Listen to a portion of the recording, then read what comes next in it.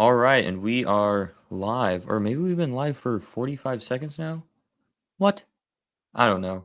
Anyways, hello world. No, I don't think so because the little red counter just started. Yeah. So I don't Okay, have to whatever. Whatever. Hopefully, wait. whatever. If you saw us talking behind the scenes, then you did. But welcome everyone to our live stream. I am joined but once again by Anthony's Horror and More, and today we're going to be talking about horror franchises. So, yes, Anthony, tell us a little bit about your channel, I guess. Oh well, thanks for having me on, Fox. I appreciate it, man.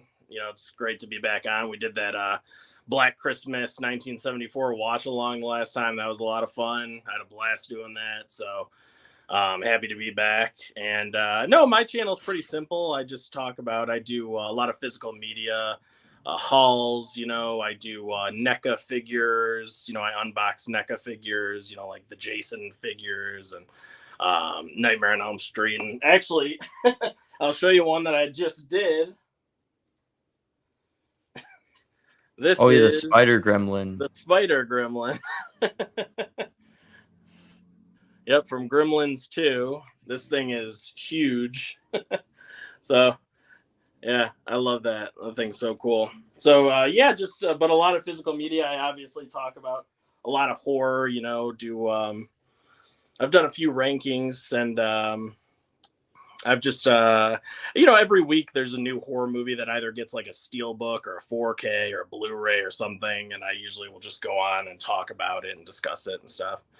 And then I also do a stream every Monday at 7 p.m. Eastern, the on the 4K Tent Revivals channel, and that's where we it's called the WTF stream, where we talk about ambiguous horror films. Films that people don't quite know what they mean, or So we basically, and not just horror films. I'm sorry, we do horror, drama, all of the genres. So we've done we did Borgman, which is a really unknown title. No, not too many people know about Borgman, but we discussed that. That was a real weird one. We did Titan, which a lot of people don't know that movie. That's a weird one. Us, um, Crimes of the Future, which is Cronenberg. And we just do a whole bunch of them. It Follows. We did It Follows. Donnie Darko. So we just break down those movies, and it's a lot of fun. So that's about it, really, for me. What about you? Yes. What's been going on with your channel, man? Oh, I have not been very active at all. I've been very busy outside stuff. I've reviewed barely anything, but I got my Scream review out because I knew that one would be important. And unfortunately, I didn't get time to review Shazam, the new Shazam movie, but I will 100% review John Wick 4 because Oh, that's yes. like my most anticipated movie of the year, and it's getting great reviews so far. So, Dude, that um, movie's 2 hours and like 40 minutes or something like that. 2 hours and, yeah, like it's like 2 hours and 45 minutes, something like that's really yeah, long. it's like Almost three pushing three hours. hours. Yeah. I was like, oh my God, man, you guys could have just made that two films. But yeah, I'm excited for that one too. Can't Oh wait. Can't yeah. wait to hear Yeah. your review.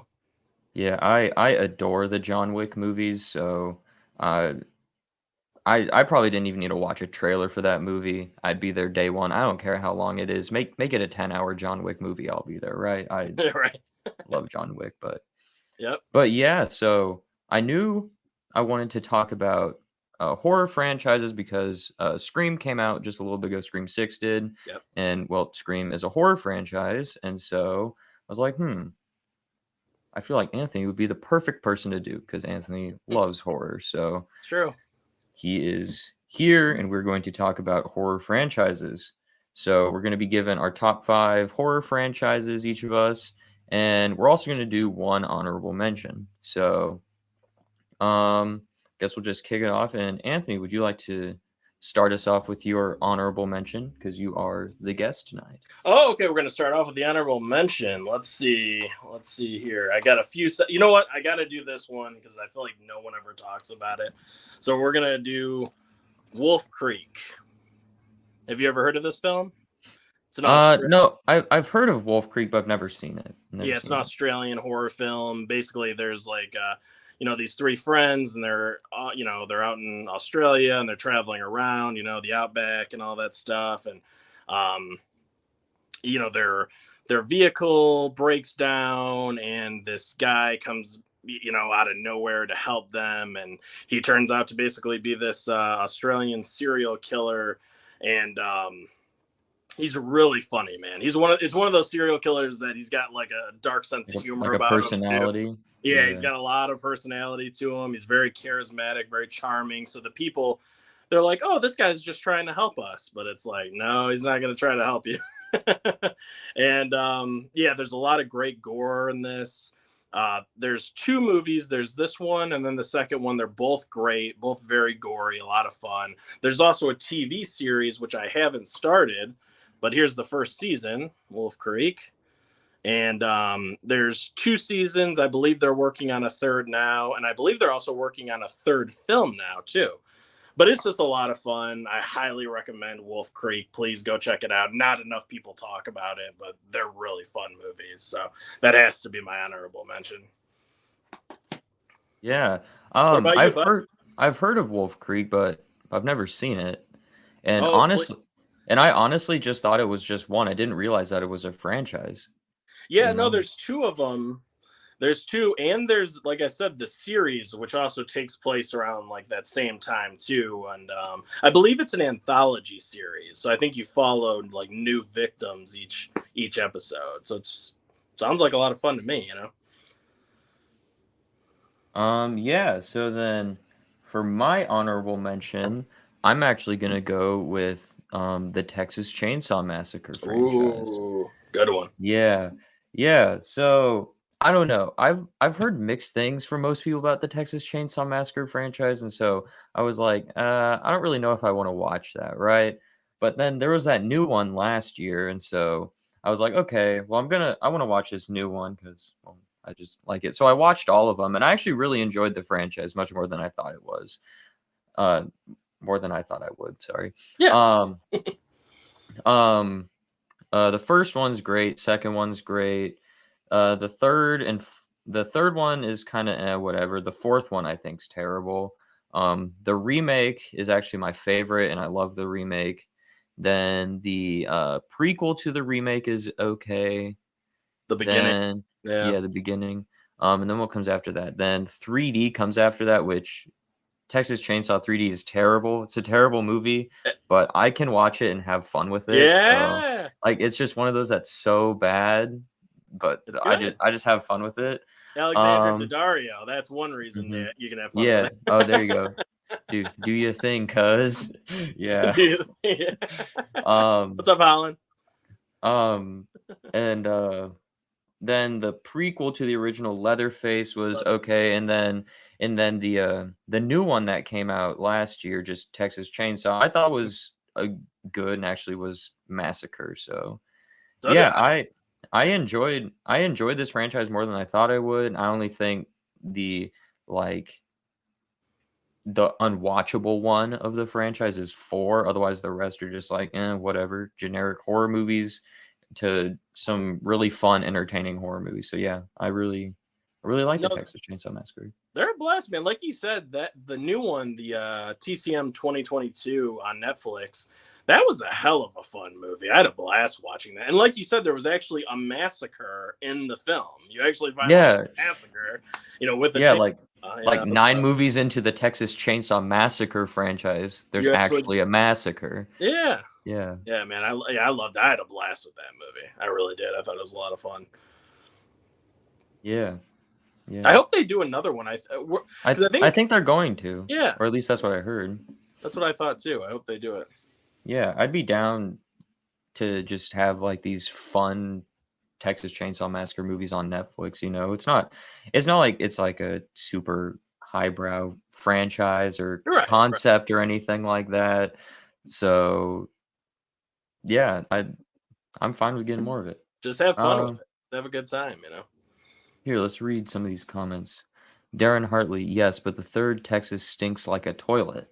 A lot of people don't like that one. Yeah. Yeah, it's like the forgettable one Hmm. of the Texas Chainsaw. Like I don't really remember It's that been much of it. too long since I've seen the third or the fourth one. Honestly, it's been a while. Like I know what the fourth one is, New Generation, right? Yeah, the Matthew McConaughey one. That's the four. I know that's the one that everybody shits on, basically. And then there's I forgot what the one is before that.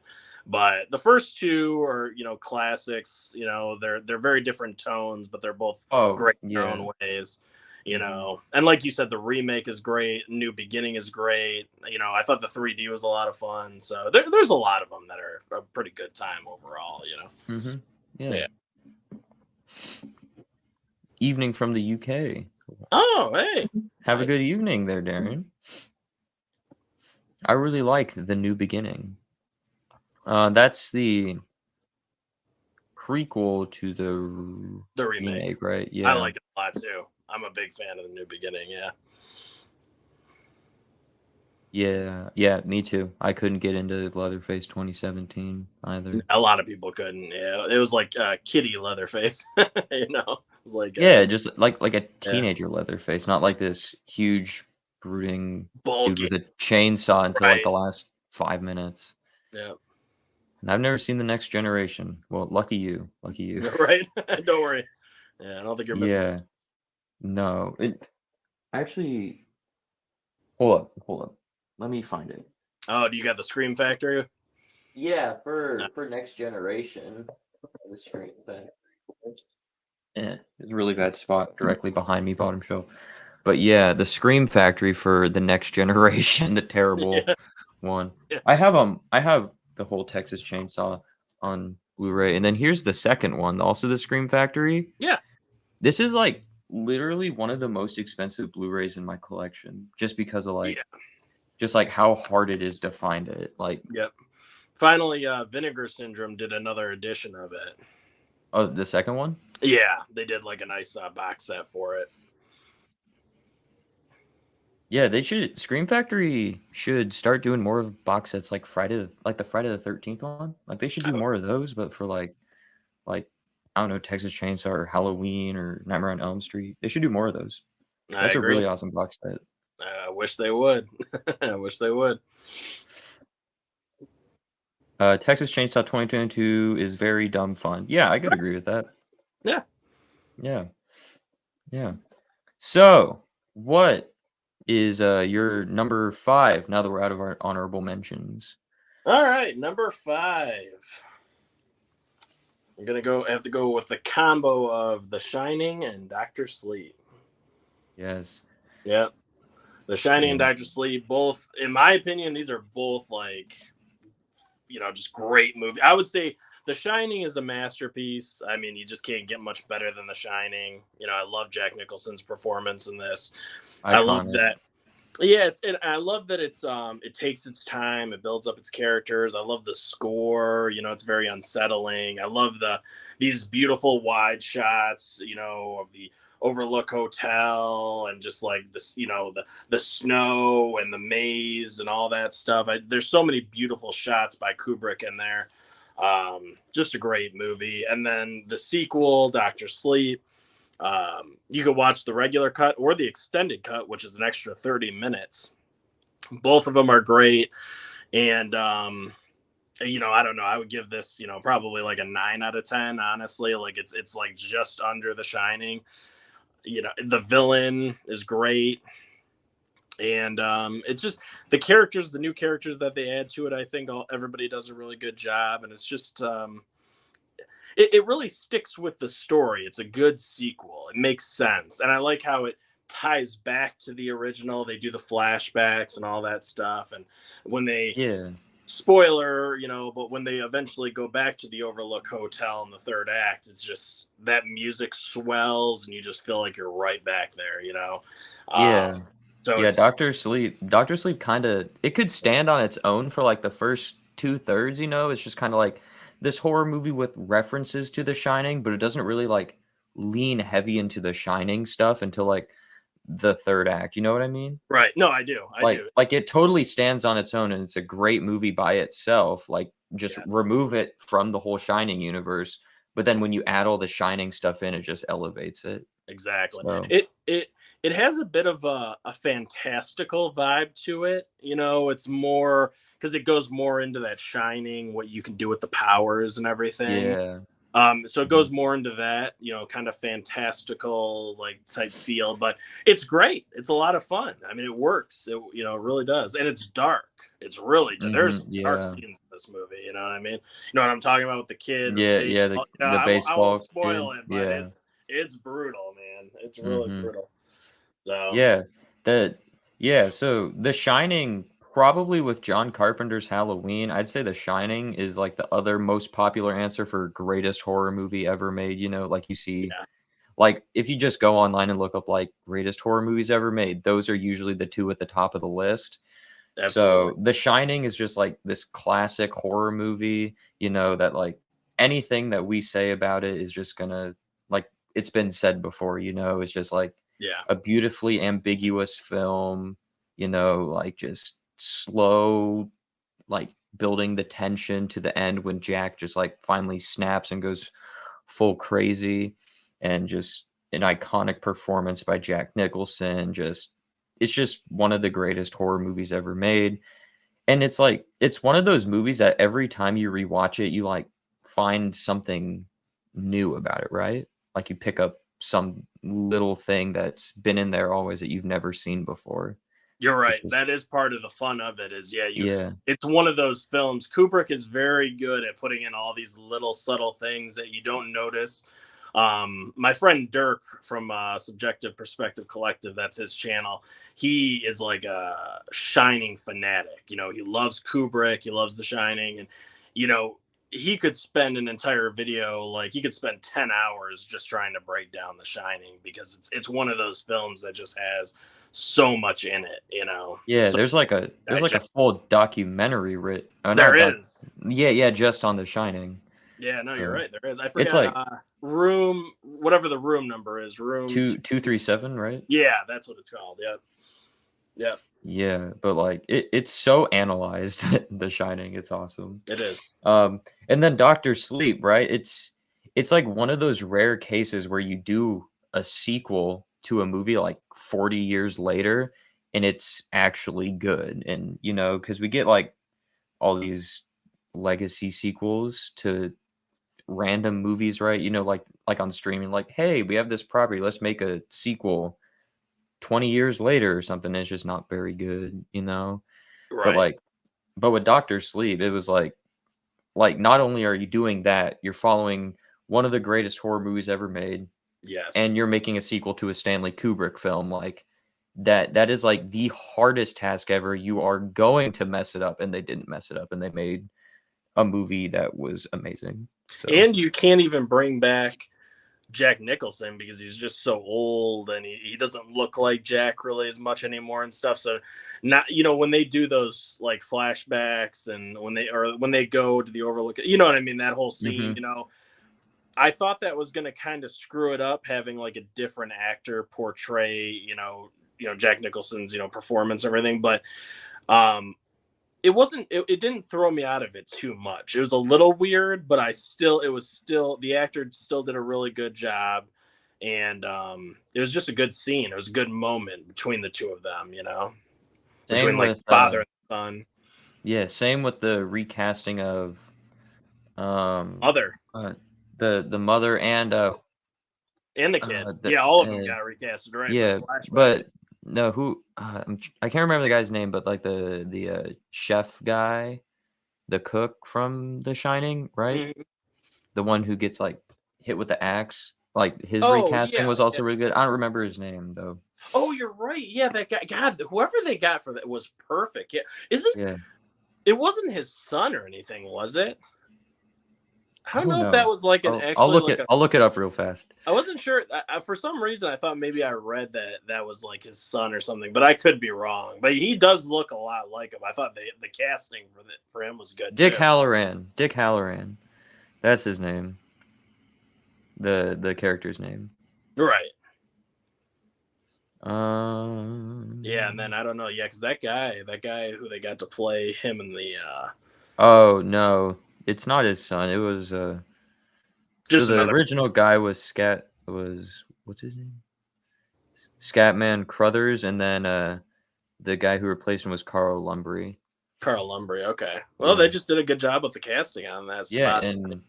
and like all the recasts do a really good job like playing the older characters too. So Yeah, like the lady who played Shelley Duvall's character, she did a really good job. You know, the mom.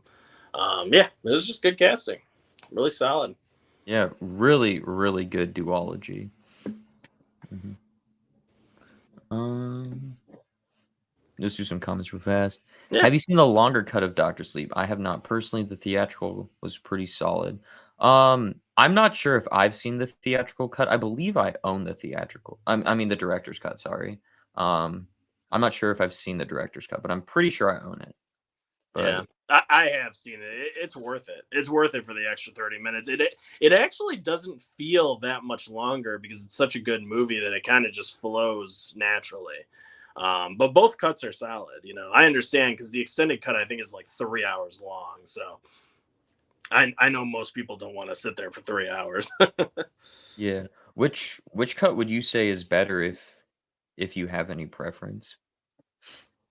I would go with the extended cut.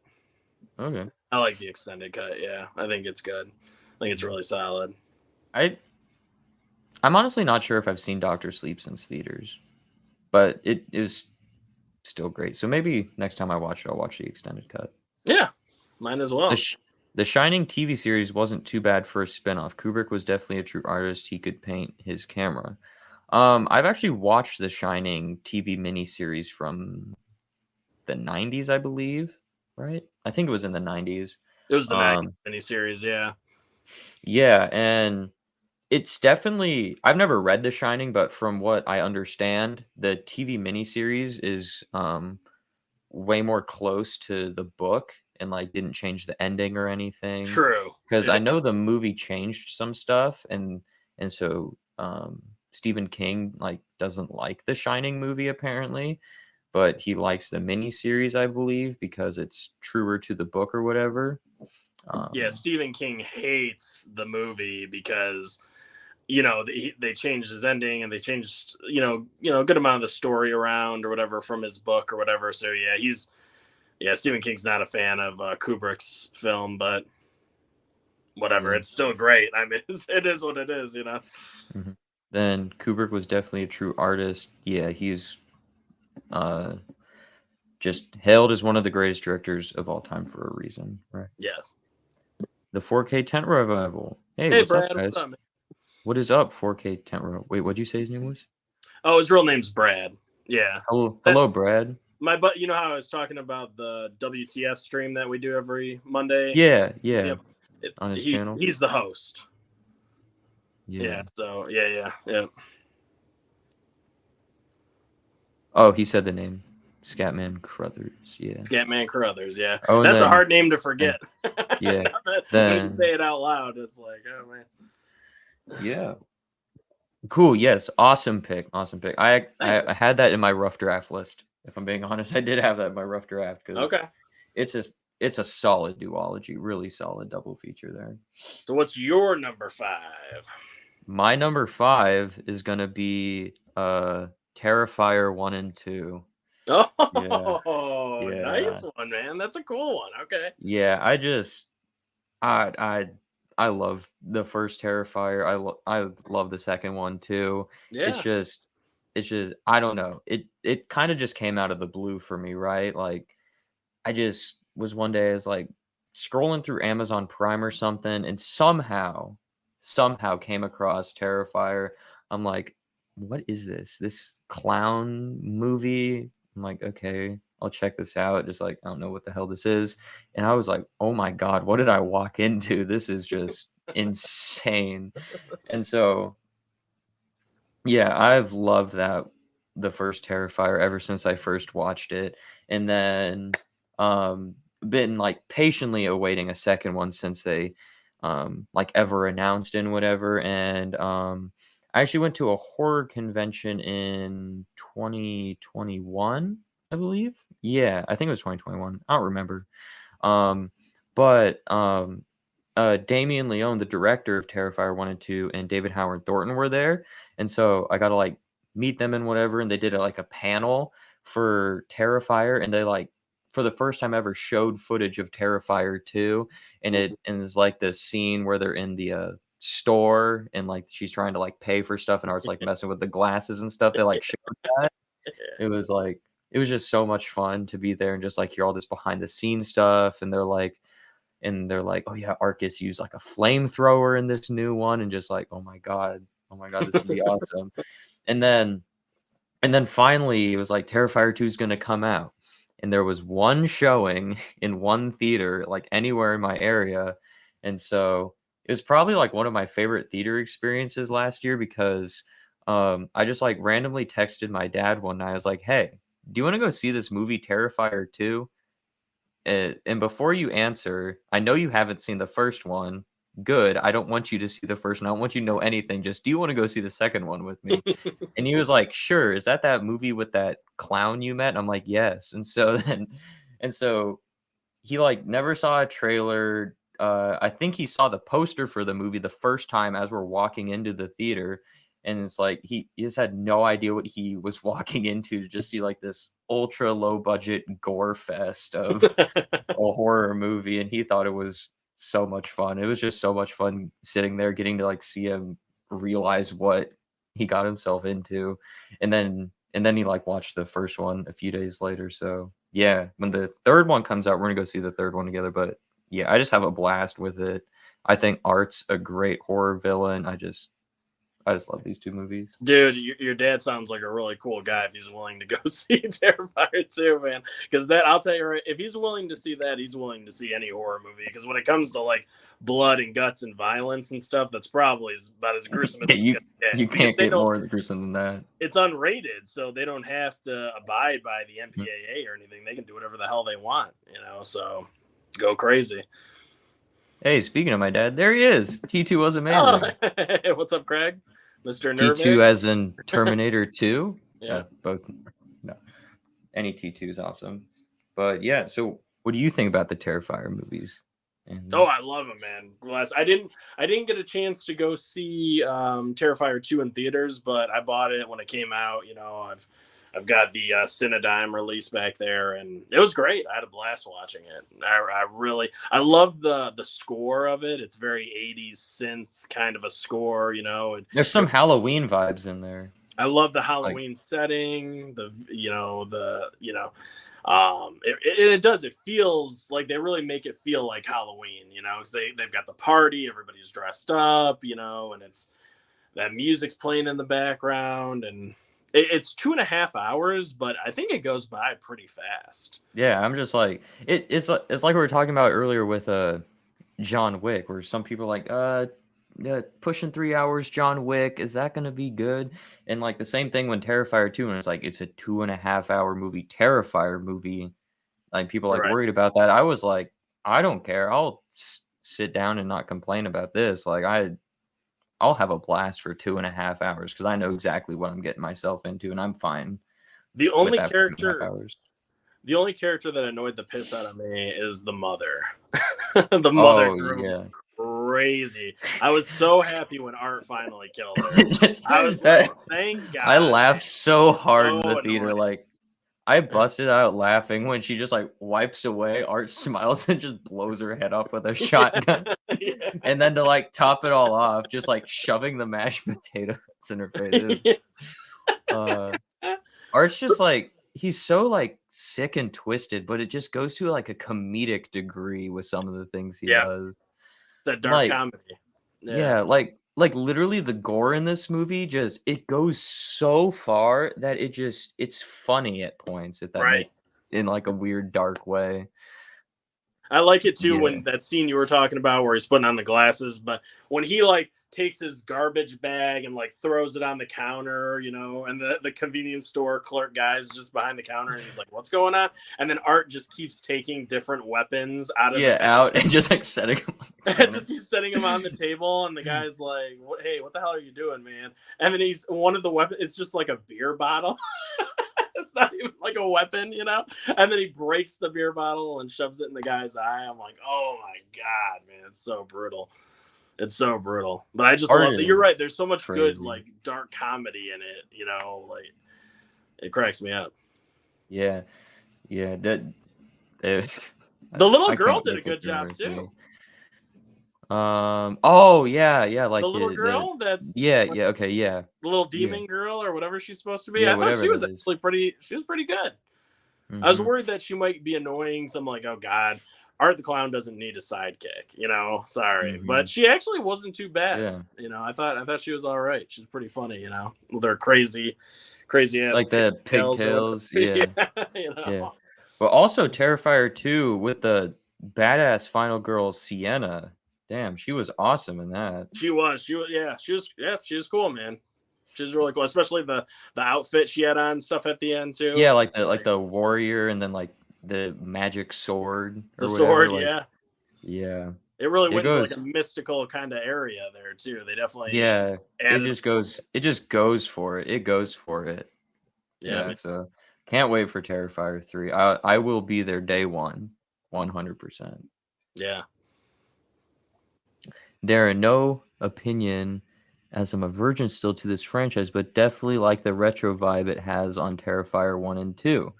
Yeah, they're kind of like throwbacks to like low budget 80s movies in a way. Certain parts, I would say.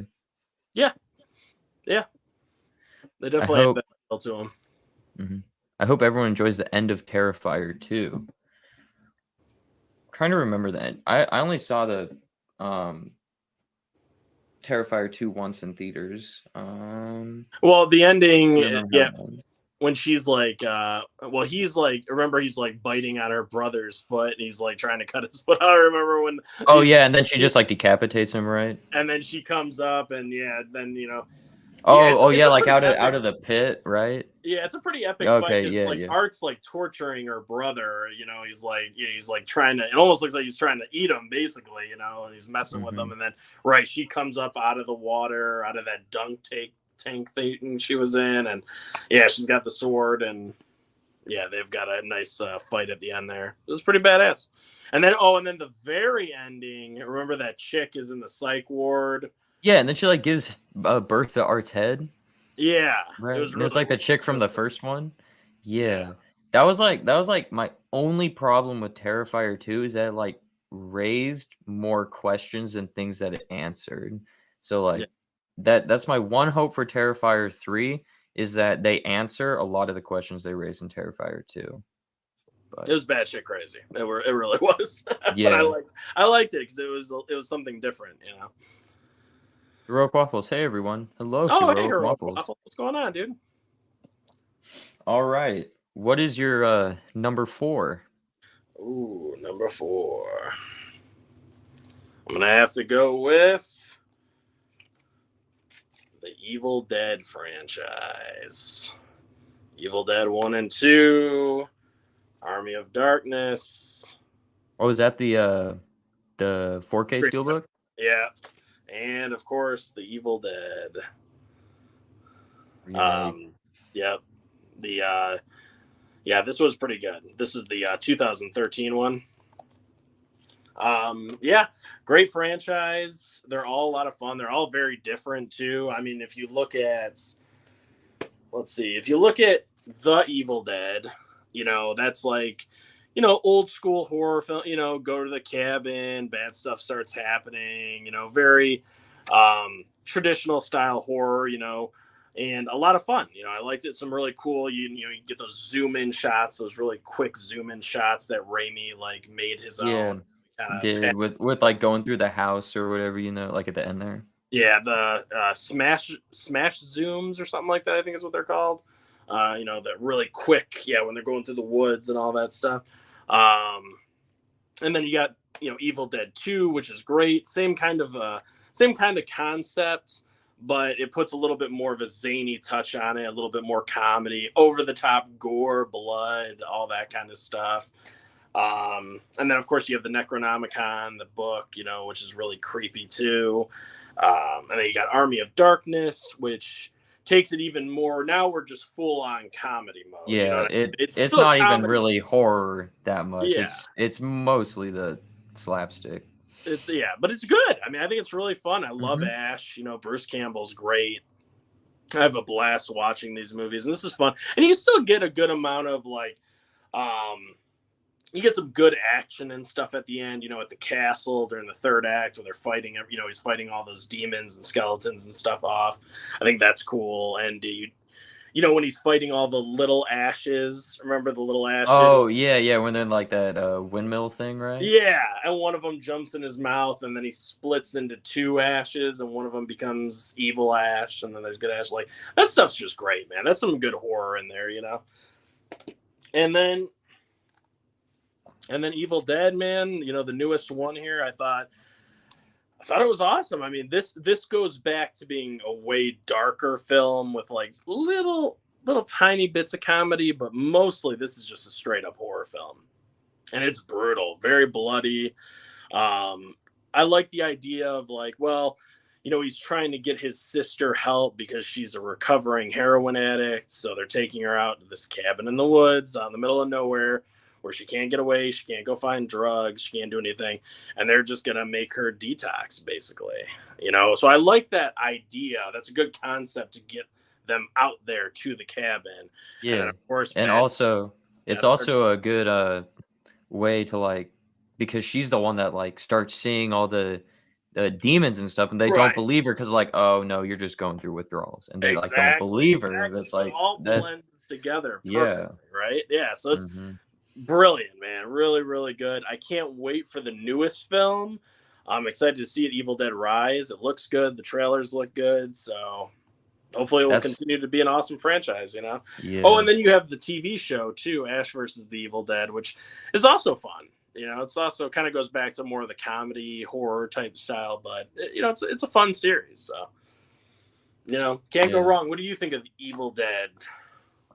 Um, Not to spoil anything, but I'll get into my thoughts on Evil Dead later Oh, on in okay, the okay. All list. right, we'll But revisit. We'll yeah, revisit. we'll revisit my thoughts on Evil Dead, but yes, really good franchise, very good franchise. Um, yeah, very excited for Evil Dead Rise. That's my most anticipated horror movie of the year, and just movies in general, because I'm just excited for that. Um, and actually, on Halloween last year, I did a video of my top 31 favorite horror movies, and the Evil Dead remake made number 2. I adore that movie.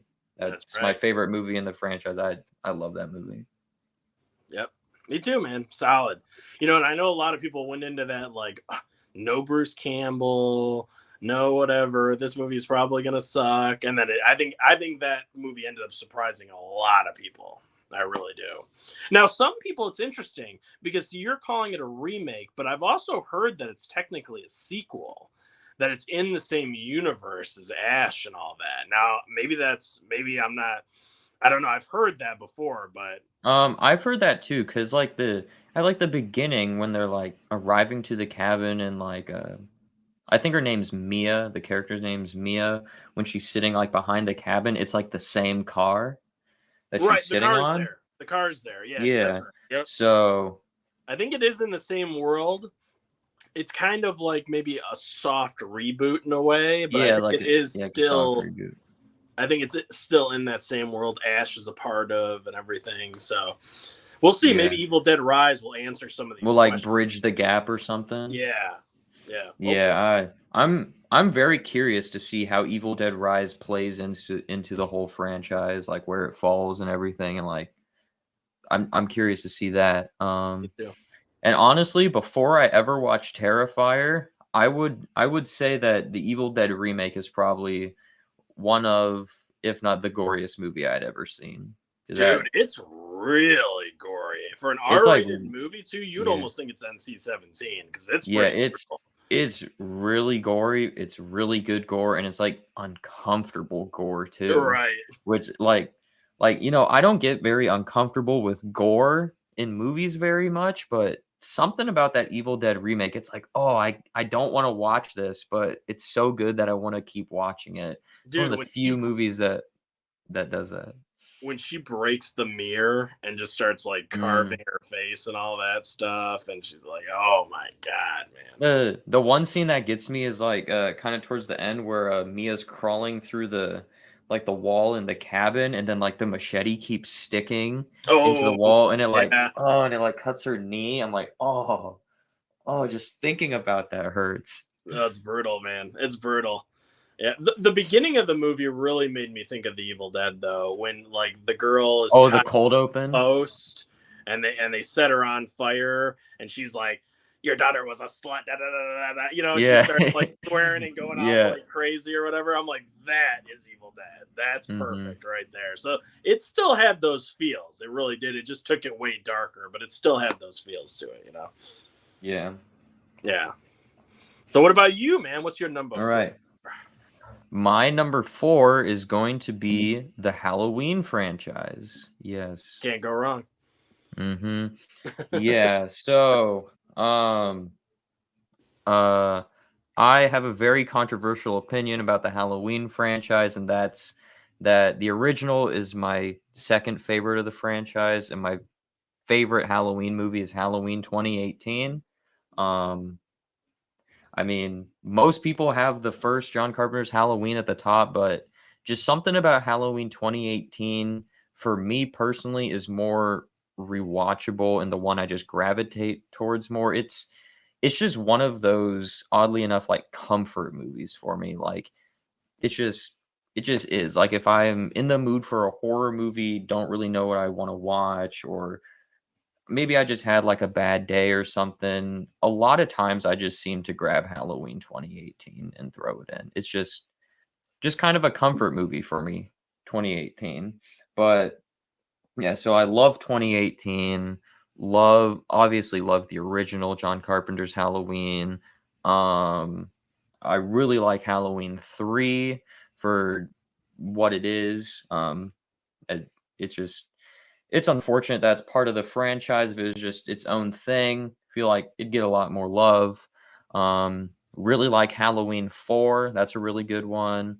I'm one of like 2 people in the world that liked Halloween Ends. Um, Oh, I liked Halloween Ends. oh, you're the other person then. I We're the did. only Yeah, 2 people. I'm the other guy. All my friends shit on me for that though. Yeah. Everybody, they all like, they all can't stand Yeah. that movie because they don't like that. It made. They say it Bold made choices. Myers, it made Michael Myers look like a bitch, is what they say. Oh, yeah, yeah. but I'm like, look, it was Corey's movie. You know what I mean? They were trying to do something different, and spoiler alert, if you haven't seen Halloween Ends, spoiler alert, I do believe that Michael snaps Corey's neck at the end like a twig, right? Oh, like on the floor there, right? Yeah. Mhm. You know what I mean? So it's like Michael still gets the last laugh at the end of the day, you know what I mean? So it's like he's not really a punk because he still he still gives it to Corey at the end anyway, you know what I mean? So it's like, Yeah. but I like the Yeah. Corey character. I thought I actually think they probably should have went the other direction. They probably should have just killed Michael off and had Corey kind of take over and maybe had Allison also take over. I think it would have been better if Allison had become a serial killer with him and they became like a duo or something. I think that would have been That would have been really interesting. I think they should have went. I think they pumped the brakes because they probably knew that they couldn't take it that far. But I think it would have been really ballsy to go in that direction to make them both serial killers, for her to like switch because she lost her father, she lost her mother, she's lost so many people in her life or whatever that all of her friends, her boyfriend. It would have made sense for Allison to snap. Yeah, You know, from like all this build up or whatever. Yeah, and I think that would have been really cool to take in that direction. But Michael Myers, even though he wasn't in the movie a ton, he was still really good in the movie. He was still James Jude Courtney is the beast. amazing. He's Yeah, he's amazing as great. Michael. And I thought it was a fun time, man. Yeah. I mean, I even like Rob Zombie's Halloween. I think Tyler Mane is a good Michael Myers. Oh yeah. Like out of every Michael Myers that we've had, if there's one that I want to kill me the least, it's Tyler Maines because I know he's gonna fuck me up. Yeah, dude, he Like, is, man. He's dude, scary. yeah, He's he's scary. like I mean, legitimately scary. he's right. I love. Don't get me wrong. All the other Michael Myers, they're all great. They all, Nick Castle, Dick Warlock, James Jude Courtney. Like they all give phenomenal performances. But Tyler Mane is a beast, man. I feel like if he kills you, he's gonna kill you like brutally, slowly. It's not gonna be fun. It feels very real. Like the hospital scene of Rob Zombie's Halloween 2 when he's killing Octavia Spencer. Yeah. And he just like stabs her like so hard, like 20 something times. It's just like, damn, dude. Brutal. Like, yeah. So I'm with you. Yeah. Dude, I really like the franchise. I mean, I love the franchise. I do. I love all for the most part, most of the Halloween movies. I mean, there's a couple, Yeah, there's like a handful that I don't like. Like I don't really like 5 and 6. I mean Halloween Resurrection's terrible, but I can get some guilty pleasure out of that. right. There's some good And kills in then there. Resurrection? Yeah, the Yeah. tripod kill. Remember when the guy Yeah. used the Yeah, tripod? like Yeah, that's cool. like everything that everyone says is terrible about that movie, I'm like, I understand. Like Yeah. Busta Rhymes, terrible. But Yeah. it's like it's so terrible that I laugh every time I watch it, Right. right? And then even like Rob Zombie's Halloween 2, do I think it's a great movie? No, but like I don't when I watch it, I don't see this thing where people are like, my eyes are bleeding. I want to, I don't know, destroy this movie and make it never exist. I'm like, no, you want some movies like that. I can give you a list of movies like that, but Yeah. it's not Rob Zombie's Halloween 2. So yeah, Halloween 5, the one thing, it's such an easy fix too, and I wish that they had done it when Scream Factory made those 4Ks.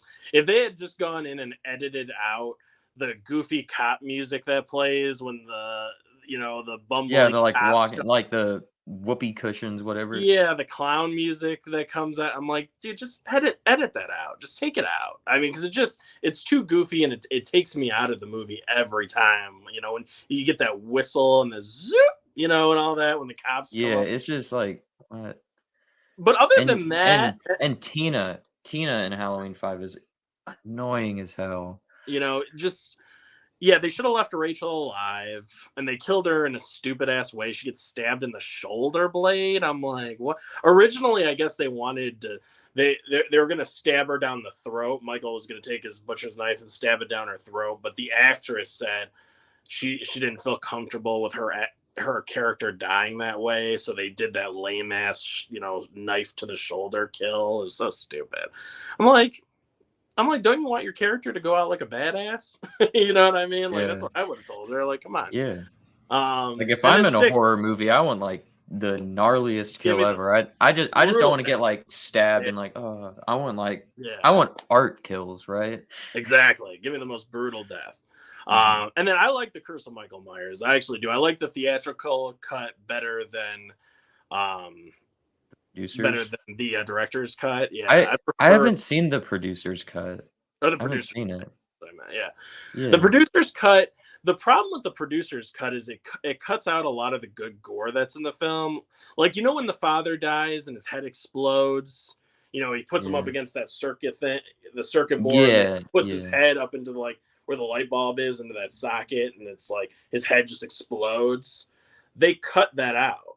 Like Of they the cut that producer's entire cut? head explosion out of the film. That's not even in there.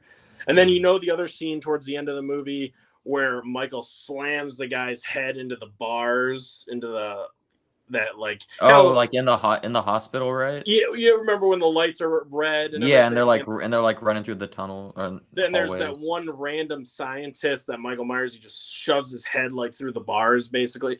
That's gone. There's a lot of cool kills in the movie the scene where what's her name? What's the little girl's name? That grows up in the 4th and 5th movie. I don't know if this is right. I really want to say Jamie. I don't Jamie, know why. right? Jamie. Is it right? Yeah. Yeah, I think so. Yeah, Okay. Jamie. When she, she's grown up in the 6th movie now, and she has a kid. And remember, he puts her through that like saw type thing or whatever, and there's like blood and Yeah. stuff everywhere. You remember that scene? Like That in the opening, right? Like towards the yeah, when opening. she Yeah. escapes from there, or whatever. That whole scene where she gets like thrown into that thing, gone. That because she actually lives in the producer's cut. At least Dang. she lives. Yeah, she lives past that point there. Yeah, Past the opening. Okay. yeah. So she doesn't get put into that turbine, whatever that thing was that was like killing her. So you get that whole cool kill is out of there. Yeah. Instead, she ends up going to the hospital, and then Dr. Loomis goes to visit her, and they talk a little bit. So you get a little bit more dialogue with Dr. Loomis, and then I think she ends up getting killed later on. But there's a lot changed. But the worst part about the producer's cut is the ending, where they line up these stones. Oh yeah, I've like Stop seen Michael. that I'm like, part. Yeah. what? Yeah. Stones stop Michael Myers. I'm like, it's just too stupid. I don't like it. It just doesn't work it's not a good third act to a movie. You know what I mean? So I like the theatrical cut. I think that's the way to go. Yeah. Yeah, right, rant over about Halloween. No, you're fine.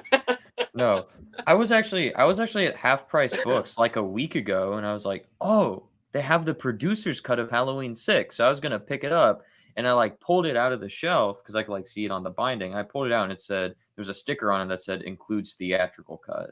And I was like, well, I don't know. I got my hopes up, so I was like, hey, you can actually have the producer's cut. 'Cause I don't have the producer's cut. I've never seen it, and I'd be interested to check it out. But yeah, like the whole Cult of Thorn thingy is like kind of what I don't like about 5 and 6 very much, and why they're like my two least favorite of the franchise. Just because like it's just too weird for me, the Cult of Thorn stuff. It's just like it just doesn't interest me. Cause like I've seen the scene you're talking about with like the stones and stuff. Yeah. I'm just like, that's not what I want to see in a Halloween movie. Like Michael being that's stopped by magic cult stuff. It's like producer's cut. That's the producer's yeah. cut. I'm telling you, the producer's cut. Don't watch the producer's cut. You get more Loomis dialogue, and that's why people love it. And I love Dr. Loomis, but it's just not worth it because too many things get changed, and the gore is toned down or taken out, and it's a silly third act. There's some good about it, but there's too much bad. I prefer just stick with the theatrical. Now did you get this from Scream Factory? No, I didn't get it. Both the theatrical and the producer's cut. Oh, it does? On 4K. It has both on 4K. Oh. You get both cuts. Yeah, you get Halloween the Curse of Michael Myers theatrical cut right there. Then behind it, the producers. And then you get the producer's cut right here. This is the producer's cut also on 4K. Dang. So you get both cuts. The only one I picked up for the 4K was the OG Halloween. That's the only Oh, okay. Yeah, get these. Well, man. I mean, these are good. Well, I mean, I have the David Gordon Green trilogy on 4K Steelbook. The 2018 Kills and Ends. I have all of those on 4K Steelbook, but I mean, like of the original, like classic Halloween movies. Right. That's the only one I have on 4K. At least get Halloween 2 on 4K, man. Halloween 2 at the hospital. Come on. I have the what's it called? The Scream Factory Steelbook for that one. Have you seen that? Oh, nice. Oh, okay, that's cool. Yeah. That's a nice edition. That's a really nice edition. Yeah, with like the flaming Michael. Yeah, that's badass, dude. Yeah. Do you have Halloween 3 like that? Yeah, my Halloween 3 here. Let me go grab it real fast. Okay, you got that steel, dude. I love that Steelbook. That thing's beautiful. Yeah, I got the. Where's mine at? I got that's my Halloween 3 right there. So that convention I was talking about got it signed by what's his face? Tom Atkins. Oh, you son of a stop man! it, Are you Dallas? Serious? You got Tom Atkins to sign that? Oh, you better hold on to that forever. Then my Rob Zombie one, Malcolm McDowell, Dr. Loomis. Oh man! man. You got Michael McDowell to sign that? Yeah. Holy shit, dude. Good job, man. Yeah, so That's my awesome. Rob Zombie one sits up there with Yeah. my, I think that's a NECA figure of Michael, Yeah. and then my Looks like Funko it. Pop of Michael. Yeah. And then the other ones up there. That's the Candyman, the OG one, Nightmare on Elm Street one. Very nice. Oh But, yeah, I've got that Nightmare on, or where it's like the claws coming through mhm, the steelbook. yeah. Yeah, that's really Mhm. nice. Dude, that's awesome. You better hold on to those because I guarantee you, Michael Yeah. McDowell and Tom Atkins are not. They're probably not going to be signing autographs too much longer, man. They're just getting Yeah. older. So Tom I would hold Atkins, on to those. I think Tom Atkins was 90 when I met him. I think he was 90. Crazy. He looks great though. He Mhm. still looks Yeah, really and good. Yeah, he he was does. like really lively and stuff to like talk to Yeah, and stuff. Like he wasn't just like, just sitting there quiet, Like no, he was like talking to people and stuff, like just that's being Tom awesome. Atkins. Yeah, I got a lot of signatures at that How long thing. did you have to wait in line for those autographs? For those ones, not that long for Malcolm McDowell because so the convention was Friday, Saturday, Sunday, right? Hmm. And it started late on Friday and ended midday Sunday, right? So it's basically just like 2 days. So, and most people are just there on Saturday. So I arrived Friday and was there, and Malcolm McDowell's line was like the first line I went to because I knew he was going to be popular and whatever. So I just went and stood in his line, and I was in his line for like maybe 20 minutes. Um, Oh my god, for Michael yeah, McDowell! Wow, well, dude, it was like the first day right when it opened, so it's not you very got busy lucky. Friday right when it opened. I'm like, I know he's gonna be busy later, so I'm gonna go get his first. How much was that to get it signed? I don't remember. I honestly don't remember. Okay, I was gonna say because for him, he seems like he might be a little bit more expensive on the expensive side. Like I think I the remember new who's the most expensive. Tom Atkins would probably be expensive too, though. Those guys both. I mean, I would just have to imagine, just based on the work that they've done, that they would have to be like a reasonable amount. You know, Probably, yeah, probably Malcolm McDowell was probably the most expensive.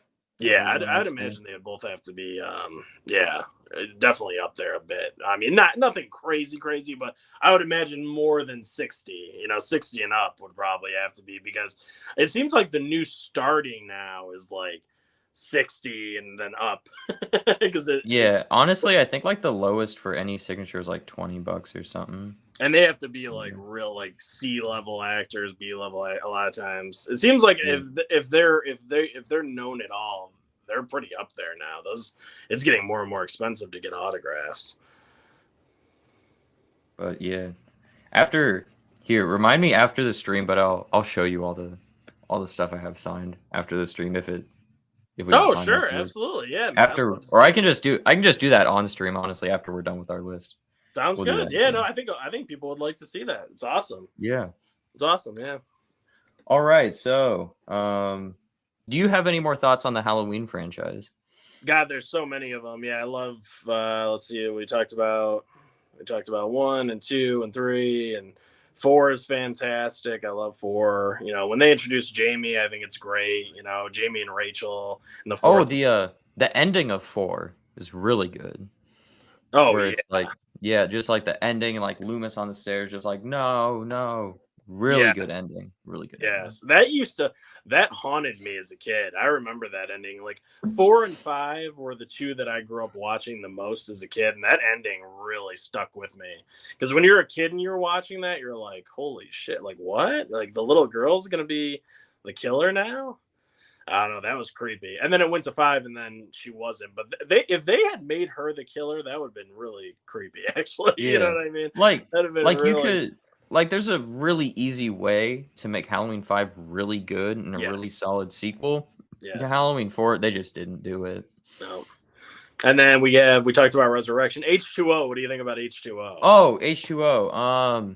Yeah, I like H2O. I actually used to hate H2O. I thought it was terrible the first time I watched it. But the more times I've watched it, I think I've seen it 3 times now. I like it now. I don't know. I don't know what was wrong with me the first time I watched it, but now I like it. Yeah, I'm a big fan. That one's up there. That's in my like top 5 Halloween movies. I really like that one a lot. Because I think you get the best Laurie Strode performance in that one. Because she's just not having it anymore, man. By the end of that movie, she smashes that rock onto the control panel. She locks Oh the yeah, gate. just going She going has like that the full final axe. girl. Yeah. Yeah, she's like, Michael, and then she's just like stabbing the shit out of him. He falls off that banister, like onto the table down below. Whatever. Cable. Smashes it. Mhm. Like it's just such a badass scene. And then she just cuts his head off at the end. Yeah, It's badass ending. so Yeah. awesome. That was the perfect way to end the franchise.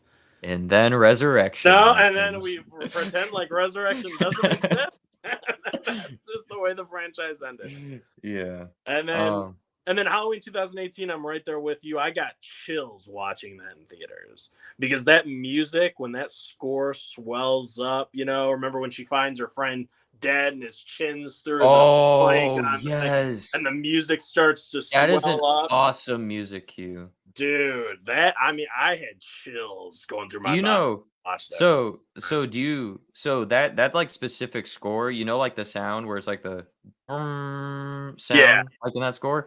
They did that by, if I remember correctly, I don't remember where I heard this, but they had like an electric guitar, I think, they and they did. took like a violin bow and like drew it You, across it for that, I believe. you're right. I think that's in the special features, isn't it? I All right. think so. I don't remember where I heard it, but I think that's how they did that. I'm just like, that Yeah, is so creative. John Carpenter and his son did that score together. Oh yeah. Yeah. Yeah. Halloween 2018 definitely competes with the original for best score of the franchise. Oh yeah, definitely for the best Mhm. score. Absolutely, the score in 2018 is insane. It's Incredible. really good. Especially like the updated theme that plays over the opening credits is incredible. Yeah, love it. Love that Mhm. too. Yeah, great kills. When they introduced Dr. Sartain, I really thought that they were going to go into the whole cult aspect. I Again, thought he seemed like he was a cult member to me. He really did because he was so intrigued by Michael and wanting him to say something and all that stuff. And he just came off so creepy. I assumed that he was one of those, cult of Thorn guys or something. But no, man, that was great. I really liked 2018 a lot. The whole ending sequence when Laurie's just watching him burn, or you think he's oh, yeah, about to yeah, burn. like, with the whole thing at her, like, compound at the end is Yeah. awesome. And he's just looking up at her, on the staircase. He's just looking at her. And then even after her and her kid and her grandchild, after they all leave, and he's still just looking, and then it goes back to that same shot and he's disappeared Just now. And gone. it's so good. If they had just ended it there, that would have been a great one and done type thing. Because I really love the ending like that because it's like you can just pretend he burned up and he's dead, or you can pretend like he's still alive. It's Mhm, ambiguous, yeah. you know. Yeah, Um, like, even though I like 2018 more than 1978 personally, there is part of me that kind of wishes it was just 1978 and nothing else. Because just like the ending of 1978 is kind of the same to 2018, where like they think they've won, and then it's like Loomis looks over, he's not there anymore, and then the breathing is just, and like the music at the the end, breathing too. like Uh, the ending to 1978 is so good. Like it could have been just an amazing one and done. yeah, Um, but it got a franchise, so whatever. Guess we'll never know. But the ending to 78 and 18 are both really good. Um, actually, when Halloween Kills came out, that was my most anticipated movie of the year that year. Um, and it really disappointed me. It was actually my most disappointing movie of the year because I was expecting, like, I went into it like, this is gonna be as good as Halloween 2018 for me. Like, right. and then it wasn't. So it was just a big disappointment to me. Um, but I mean Halloween Kills, right? Did I say that right? Yeah, I you don't said it, remember. Halloween Kills. Yeah, Okay. no, I completely Okay. agree with you. Halloween Yeah. Kills was very disappointing. Um, But I it can still get enjoyment out of it. Yeah, it Yeah. grows on you a little bit with each subsequent viewing. I Yes, noticed. this is true. But Yeah. except for the hospital scene, I still don't like the hospital scene. It feels a little heavy-handed. The evil Oh, dies. with the other escaped patient. Yeah, it just feels a Yeah. little. I'm like, who the hell thought that the Danny DeVito looking guy is Michael Myers? Are you kidding Yeah, me? I mean, like come on, no. No it's one like thinks so. Yeah. he looks like Danny DeVito, like from Batman Returns. I mean, with the Yeah. umbrella and everything. Yeah, But the penguin Danny yeah, DeVito. yeah, Mhm. it's so Yeah. silly. But besides that, if you take that scene out of there, the rest of the movies, it's pretty fun. I just didn't like. Um, I didn't like the lead guy that was trying to be a badass. That was supposed to be the kid from the first film. What was his name? Danny? No, not Danny. What was his name? The boyfriend? No, the guy, the lead, the older guy with the baseball bat who was trying to be Oh, Tommy. Tommy. Yeah, I don't think Michael C. Hall plays a very good badass. I'm sorry. I mean, I feel like I could Yeah. sneeze on Michael C. Hall and blow him halfway around the world. You know what I mean? Yeah. He's Like- not good at. He's not very intimidating, and he's trying to play like this badass dude. And I'm just like, I'm not buying it. You know what I mean? Yeah. So I'm like, it was just tough. If they had gotten Paul Rudd, who played the original, remember in how the Curse of Michael in Myers, 6, he plays Tommy in that. If they had gotten him to come back, and they tried to, but he was shooting Ant-Man or something, he's in the middle of doing another movie, so he couldn't come back. But if they had gotten him back, it would have been perfect, because I would have believed, like, oh, Paul Rudd's back as Tommy. This is awesome. He's older now. He's a little bit more grizzled, and he's a good actor too.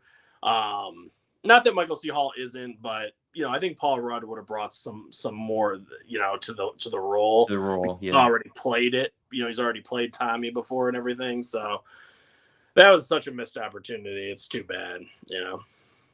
Yeah, like I definitely have issues with kills, but I can throw it on and just have a fun time with it.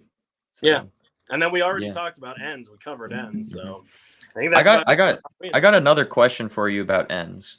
So for me personally, I think it was very clear that they were going to have, and I think they even said this, where this new trilogy was all going to be set on one night originally, but then they did rewrites and changed the whole story of the third one. Would you rather have it be to where all three of this trilogy take place on one night, or are you happy with what we got with ends, with this totally different thing that's really different from the first two in the trilogy? I kind of like the idea of all three of them taking place during the same night. I think that's kind of a cool concept, like all three of these movies taking place during one night, and then we get that final.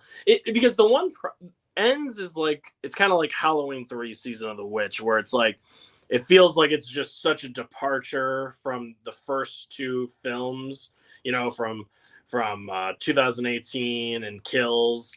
Ends just doesn't feel as connected to that world. It almost feels like its own thing, so. And I like that. I like that it's its own thing, but it doesn't flow with the other two films on a rewatch. Like when you're watching 2018 Kills and then Ends, it just it's like a brick in the face. It is. If they had maybe found a way to introduce Corey into 2018, and they kind of set him up towards the third film, maybe you see him break down mentally a little bit each film, then you could believe it a bit more, but to just throw this curveball out of nowhere, I don't think it sits right with the fans too much. And I think years down the road, kind of like Season of the Witch, I think this movie will grow on people. But it's just, if you're watching all three of them together, you're going to be like, what the fuck was that? Yeah. You know what I mean? Yeah. What was this all about? Where did this come from? Definitely the most divisive movie of 2022. Halloween Ends, without question. Absolutely. Yeah. And I get it. I mean, I get all the criticism, so. We'll catch up on some chats here real fast. Heroic Waffles, I love batshit crazy. Me There too. you go. When it's done well. These are all the way back from Evil Dead. Dang. I have not been catching up. What does there say about Raimi's Evil Dead? Definitely caused problems here in the UK, but we didn't take Mary Whitehouse seriously. I'm pretty sure Evil Dead is rated NC-17, the original It is. one. It's one of the video nasties. Yeah. My friends, they're actually doing this series on, shameless plug, but my buddy Masters of the '80s, he's doing a series where they're talking about the video nasties. They're going through all the movies on that list that were considered to, an R rating wasn't good enough. They had to trim down a lot of the gore and stuff, and they're doing like a whole thing over there on that, talking about those movies. So that was it's funny that he brought that up, the video nasties, because my friends just happen to be doing a whole thing on that. So yeah, Evil Dead, that's one of them, or the Evil Dead. I think it's the original. Maybe the original is the Evil Dead. Yeah. The 2013 was just Evil Dead. Right. Yeah. The one that made the video nasties list, I believe, was the Evil Dead or Evil Dead 2. It's one of the, or both. It's the first one. It's the original. Yeah. The remake of Evil Dead was excellent. Sadly, we never had the director's cut in the UK. I didn't even realize there was a director's cut. Is that on the 4K? Like the screen cut? Let's see. Was there 2 collector's edition? Oh, unrated version. Okay. Yep. Yeah, it is the unrated cut. Yeah. But even the rated R cut is brutal. I mean, how do you get more brutal than that? Like what would an unrated cut look like that? I know. That's crazy, man. I haven't had time to watch it on 4K yet, so when I do, I'll watch the unrated. That's good. Yeah. Halloween, the original, and Halloween 2 from '81 is pure retro gold from the other franchise I hate. You don't like the Halloween franchise, Darren? Well, Halloween and Halloween, if I'm reading that right, pure retro gold. Is pure retro gold the other franchise I hate? So maybe he's saying he loves the first 2, but not the rest. But maybe he doesn't like the Rob Zombie ones and the kind of spin-offs doing their own. The Thorn trilogy. Maybe that's what he's saying. Maybe that's what he's saying. And that's okay. That's a really solid double feature too. Yeah. Oh yeah, absolutely. They're basically one long film. Tonally, they're very similar. Yes, they flow very well. I'd love to get the Men in Black memory wiper treatment for all 3 of the new Halloween movies. Whoa. Can't say I agree with you, but Brad is not. Yeah. He's not a fan of the David. I don't know if he hates. I don't think he hates 2018, but I don't think he likes kills or ends at all. Really. I mean, most people don't like ends, so most people don't like ends. So I understand ends. I can understand kills as well. 2018 though. Don't hate on 2018. I think 2018 is pretty solid, man. I really do. It brings back a lot of the nostalgia from the first film, and the characters are okay. I mean, they're okay. They're not great, but most of them get killed off anyways. Who gives a shit, Hey, Mike from Did You See That? Hey, fellas. Hey, Mike. Oh, what's up, dude? Yeah, he just. I hope you're both doing well. Hey. Yeah. I hope you are doing well as well, Mike. What's up, man? Boys who keep secrets don't get custard for dessert. What is that a reference to? Boys who keep secrets don't get custard. Is that from Evil Dead? Is that from one of the Evil Dead movies? Let me see. Boys who keep secrets don't get custard for dessert. Or is that because I don't know. Holland, yeah, let us know what that's from. Oh, it's from Halloween Ends. Okay. Oh, it's from Halloween. Oh. Okay. Yeah. I think I do remember. I think Laurie says that, right? Or no, or it's his mother. It's Corey's mother, right? Because she's like kind of a nutbag. Maybe. Like smothering him all the time. Remember at the dinner table? It's like him, his stepfather, or whoever the guy is. Yeah, I forgot who the guy is. Yeah, like at the junkyard there. Yeah, and then the mother or whatever, and he's like not wanting to talk about his relationship with Allison. So I think that's when the mother says that, because she's like overbearing and shit. All right. Yeah, I think that's that scene. All right, what is your number 3, Anthony? Number 3. We're going to go with, this is a big one. This is a big franchise. It's funny, they keep getting bigger and bigger from here. The first one was 2 films.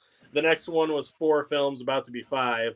And now this one is anywhere from 6 to 8, depending on how you look at it. But we got the Alien franchise. Ooh, Alien. So you got Alien. This is the quadrilogy pack. So you got 1 through 4 on here. And then, of course, you got Prometheus. And you got Alien Covenant. Is that a steelbook? Yep. That's a really cool steelbook. Thank you. And then you have AVP and AVP2 Requiem, which now technically I looked this up on Google and it says that those are spin-off series. So they don't, or they're spin-off movies. So they don't technically count into the universe or the franchise, but some people do count them. So, you know, to your discretion, I guess some people count them, some people don't. But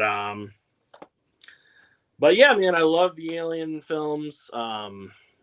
You know, I watch Alien is a masterpiece to me. Perfect 10 out of 10 film. Aliens is a masterpiece. Perfect 10 out of 10 film. I can rewatch those 2 movies anytime, anywhere, any day, whatever. I can always put those on. They're great.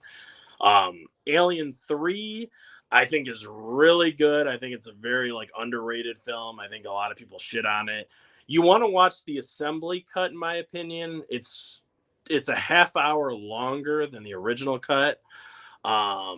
It's not Fincher's vision, but what the producer does is he takes a lot of scenes and stuff that was shot from Fincher and he recuts them into the movie to make it feel more like what Fincher wanted. David Fincher hates Alien. He hated working on Alien 3 so much as the director that he was the only one that wouldn't come back to do any work on the Alien franchise when they were doing this whole quadrilogy thing. He was the only one that was like, no. And they even said, you can recut the movie, you can do what you want. And he's like, no. Because he had such a bad time working on they were calling him daily to change things for the movie. Daily. And they were just the budget went from $45 million to $65 million because they were doing so many reshoots and adding so many different things that it was getting out of control. Yeah. So Alien 3 has gone through a lot, but I will say this, the story is solid and it's a very story-driven film. It's very character-driven, story-driven. So you can't say that it doesn't have that because it does. People just don't like spoilers if you haven't seen the first 5 minutes. The first 5 minutes when certain characters die, and people just can't deal with that.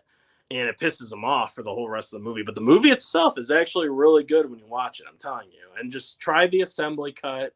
It adds a lot to it.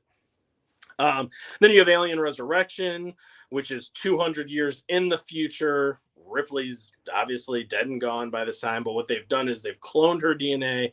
They made a clone of her, and they've made other clones of her because they're trying to find a way to, have this perfect hybrid between humans and aliens and all this. They're trying to make this weird hybrid thing, which they do. Remember in the 3rd act, you get that weird alien with the skull face and stuff, and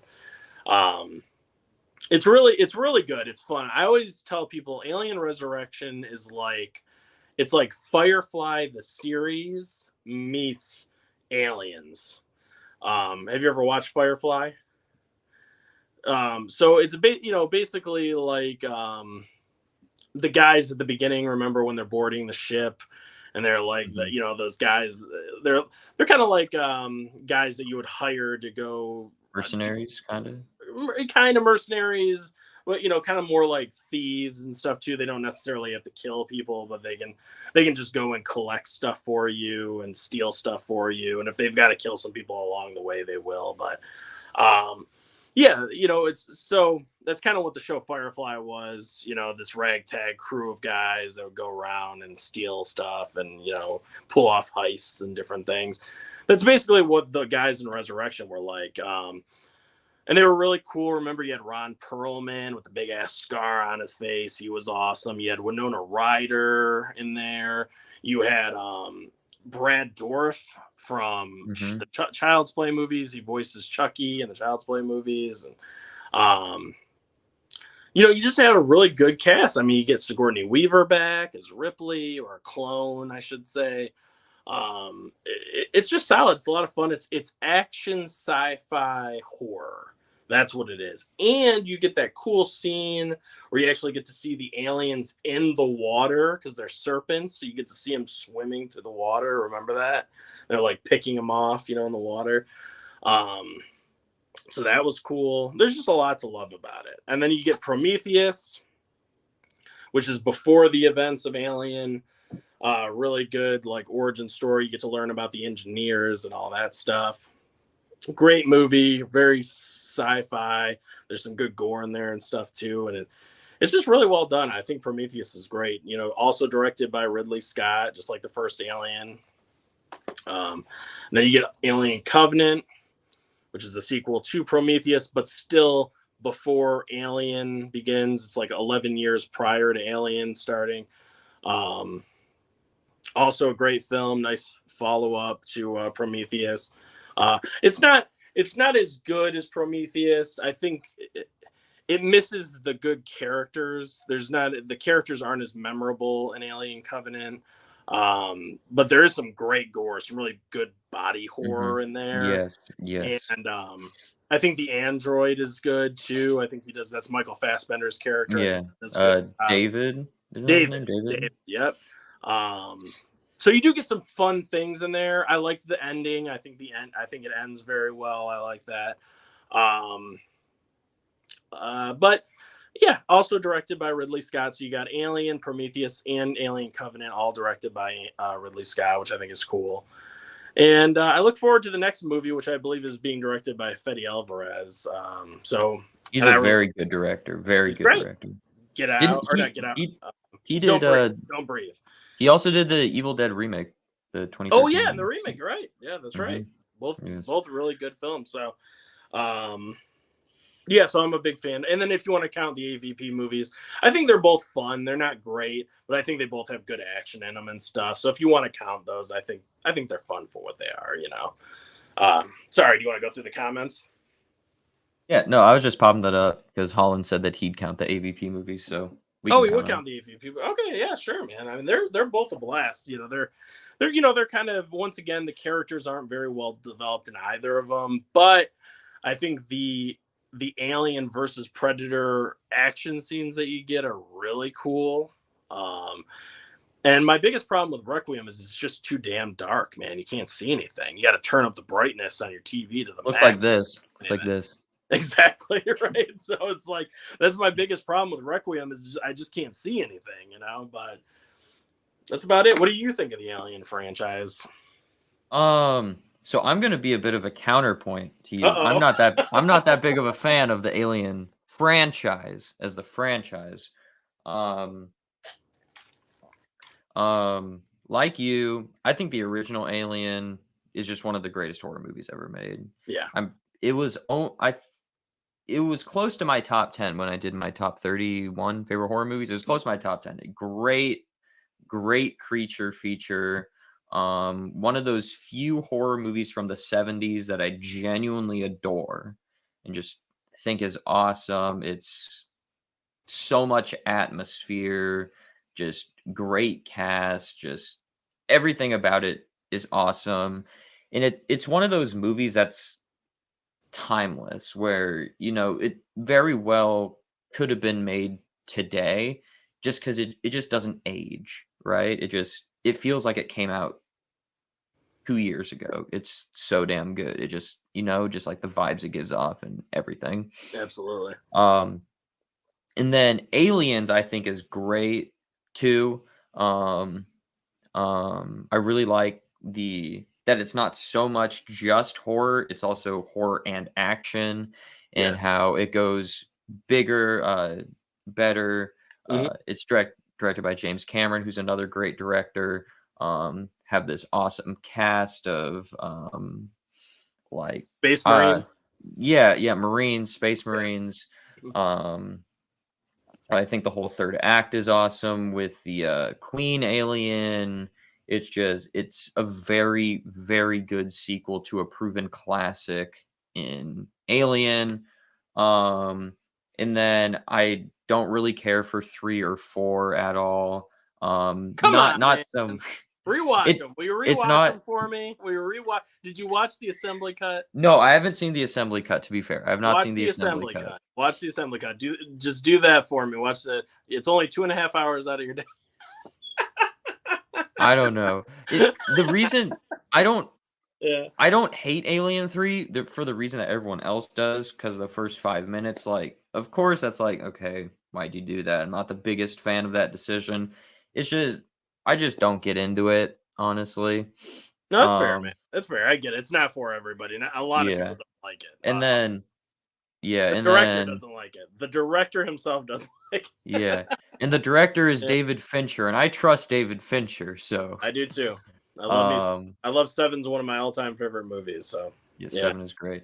Um, and then 4 just feels to me kind of like a schlocky-ish alien movie where you have like this fun cast of characters. I think the casting here is very good, and Mhm. there's some solid alien stuff, but there's just a bunch of weird ideas in there for me. Like I don't like why the hybrid alien thing. Like But that's what you know. What's funny? That's what I like about it because it's it's like you said. It's doing like it has the action in it. You know, it has like that action sci-fi horror. I like the action and stuff in it because it's, mhm. you know, the first movie is more about, you know, the characters and it's more of a slower build and it's And more and like building the tension building and the like tension. the reveals of what's happening. Right, and then Yeah. the second movie is an action movie with great characters as well, really funny characters, great action. The third movie goes back to a slower, more methodical pace. I think you know, developing the story and Yeah. you know, and then the fourth one hits you again back with the action. You get some really good action elements in there, and you get. I like that weird shit though. I like that because you're in the fourth movie of the franchise, you know, so they're just like let's just go for it. We're 200 years in the Yeah. future. We're going to do something really messed up. Yet, you know, you have Brad Dourif playing the lead scientist The guy, scientist trying guy, to, yeah. you know, right, make this hybrid, and then it comes out, and dude, that thing is nasty looking, and it's kind of. Yeah. You know the third act spoilers for Alien Resurrection, but you know the third act, or you know, it just gets sucked out into space, and it's like faces getting ripped out through the window or whatever of the spaceship, you know, it's getting sucked out of the window. You Yeah. almost kind of feel I feel a little bad for it because it's like crying. It's got this weird like you know, you Yeah, like almost feel noises it's because making. it's just a baby too. It literally is just this Oh, baby yeah, yeah. and it trusted Ripley like you know, cuz it's its mother, you know, and then they end up killing it and they get sucked out of that window. I kind of feel a little bad for it, honestly. Like I don't know, it's I just and there you get great gore too. You get some really good Yeah. gore. I mean, Across the board, the whole Alien franchise has really good gore and practical effects. Just yeah, across the board they does. do. They really Yeah. do. Yeah, it doesn't. It doesn't. The third film does have some bad CGI to it, you know, because it was that early stages of CGI. Yeah. But there's some great practical effects in three too. They do have a practical alien, and it's like all like blood red and stuff. It's really nasty. Um, but yeah, no, yeah. But I get Yeah. it. I get a lot of people don't like Resurrection. I had to Yeah. defend it a little bit because Yeah. trash No, talk. like yeah, like I understand that like the movie that they made is for certain people and certain people definitely like it and defend it such as yourself. Yeah. It just isn't for me for what they did. It's not what I'm necessarily looking Right. for in an alien movie. What do you think of Um Prometheus and Covenant? Fun fact, Prometheus was the first Alien movie I ever watched, and then the second Alien Oh, movie I ever watched was Covenant, and then I went oh, back and watched the other one. So I watched them in chronological order from that's cool. timelines. So a Yeah. little bit weird in my viewing. So I have a certain level of nostalgia for Prometheus to a certain degree. Hmm. Um and I used to really, really like Prometheus, like a lot. But upon like rewatching or discovering the rest of the franchise, um, I still like it, but not as much as I used to, because part of me is like seeing the original. I'm like, I don't really know if I like the answers they gave in Prometheus, and to an extent, Covenant 2 of like how the xenomorph came to be. For me, there's just like part of the horror of the first one is that there's just this creature out there. The Like this, mystery. yeah, the mystery is part of what makes the original so great for me too. And so, in retrospect, it hurts the Prometheus and Covenant little duology there a little bit for me, but I still enjoy Prometheus and Covenant quite a bit. Um, I think I think they're both pretty interesting. They're both very, um, excuse me, thematic movies. Both very well made, very well shot movies. I think they're very good. Um, just it's just like the whole answering the questions of where the xenomorph comes from is where I kind of Yeah, the where it origin kind of story. yeah, it kind Yeah, of knocks it down a little bit for me. yeah. And Once then that mystery's gone, it kind mhm, of takes. That's why people hate origin stories for the most part because it takes away that mystery element. So I no, I get it. A lot of people, that's why a lot of people don't like Rob Zombie's Halloween movies because it takes away the the the mystery. mystery Michael, and it Yeah, gives you this whole country fried backstory. backstory. Yeah. Yeah. Um, and No, I then get it. I get it. since we're talking about AVP two, we'll just include them. I like the first AVP. I think it's for what it is, Yeah, Aliens versus Predator. I can right. have fun with it. And then I hate Resurrection. Not Resurrection. Requiem. Requiem. I hate Requiem. Yeah, It it I think it's terrible. I don't I love it watched that either. movie Trust me. one. I watched Requiem once. Couldn't see the movie. What I did see was terrible. I'm like, fuck this. Never watching this again. Yeah, So, I I get it. hate Requiem. I hate Requiem. I will hopefully never have to watch Requiem again. That is definitely the worst. If you're gonna add those two films to the franchise, if they are a part of it, Requiem is definitely the worst for sure. Yes, Requiem is terrible. Hands down, the worst. Worst. Yeah, I get it. Yeah, Requiem It, sucks. it and honest, but I truly believe that if you could actually see the film better, it would go up a little bit. I mean, it's still not. It's still a pretty basic story. Small town gets invaded by aliens, and then the predator comes down, takes them out. But nice simple story there or whatever. I just feel like you just can't see anything, so it's really annoying. It just takes away from it. Yeah, and it's like that's like the only thing anyone ever talks about when you talk about Alien versus Predator Requiem. It's like, oh yeah, you can't see anything in that You're movie. right. Like that's the first thing everyone says. It's Yep. like Yep. it's an easy dig at the movie, but it's so true. It is true. No, it is. Watch the ass cut. Yeah. Watch the ascot, dude. Still need to see Prometheus. I'd check it out. I'd check it out. Definitely Yeah. would. Oh, definitely, Holland. Yeah. Check it out, man.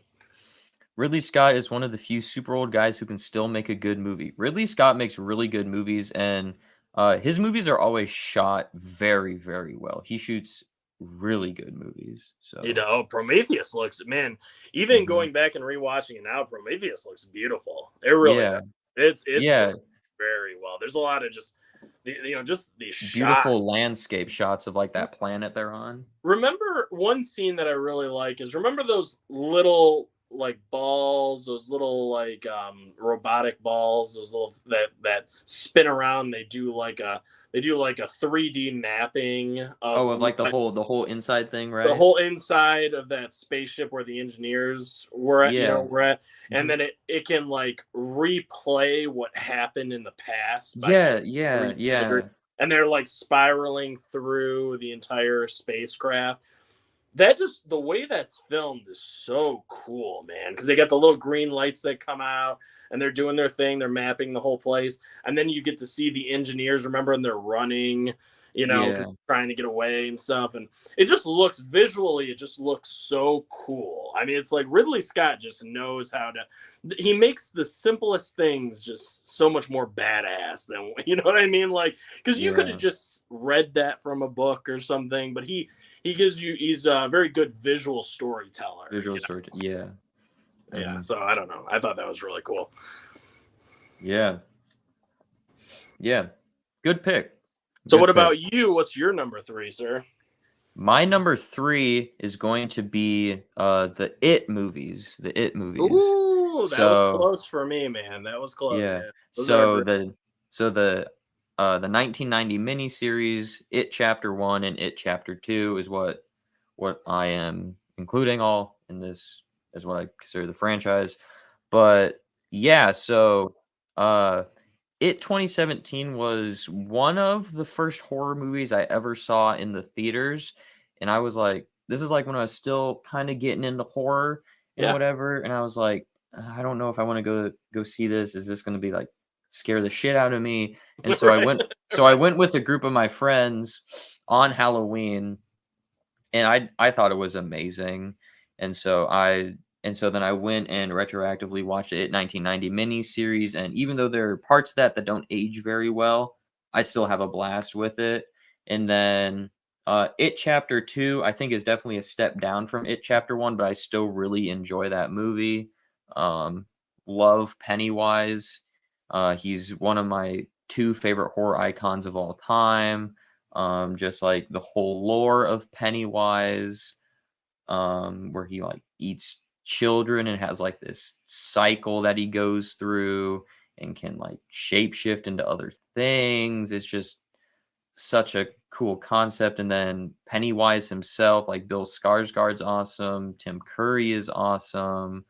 Um, yeah, and then it 2017, It Chapter 1, now that's called, is just one of my favorite horror movies and movies of all time.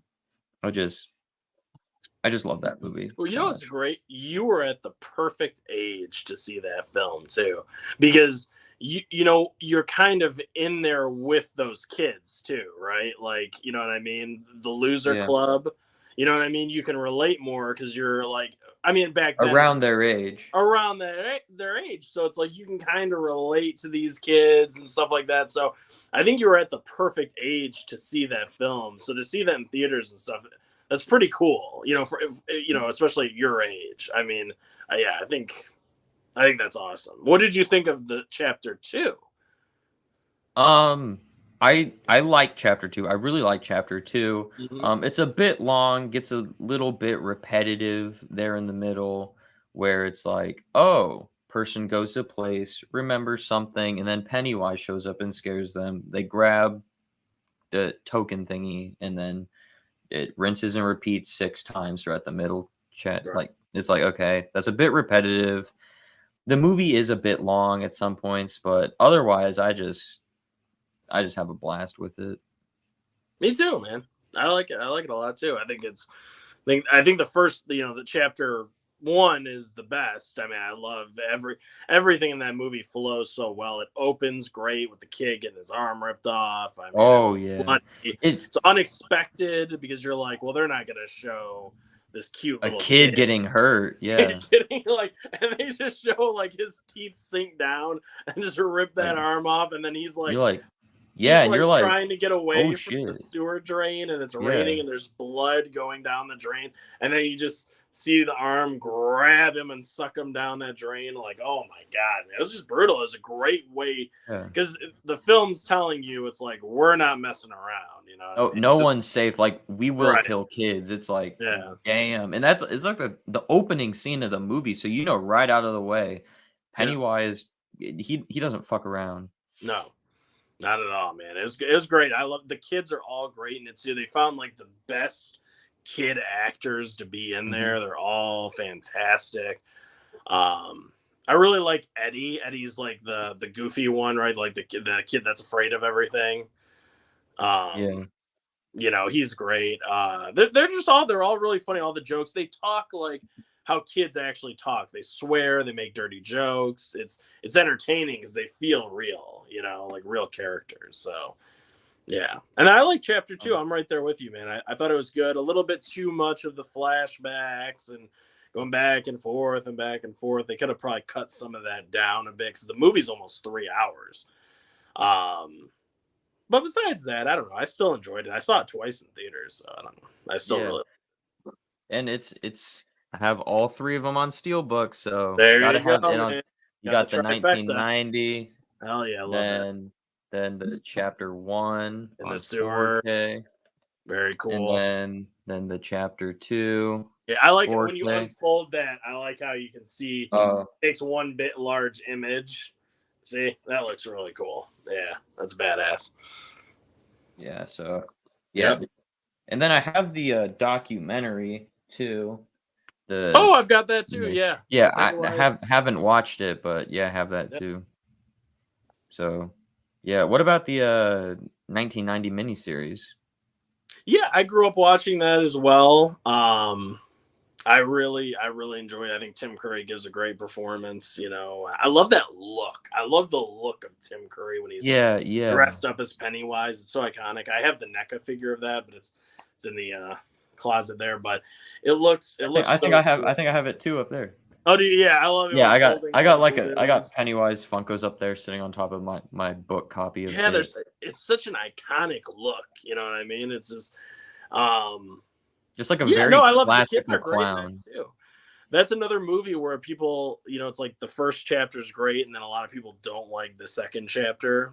But I don't know. I like it when they're adults and the miniseries as well. I mean, I think the adults all do a good job. You know, a lot of people just don't like the big spider at the end. You know, they thought it was kind of like, what's this all about? But the book, I haven't read the book, but I know a lot about it, and it goes into all these crazy space and like, oh, there's all Like this, there's like yeah, like space the turtle turtle. thing. Yeah, Yeah, the there's like a turtle. turtle and all this stuff.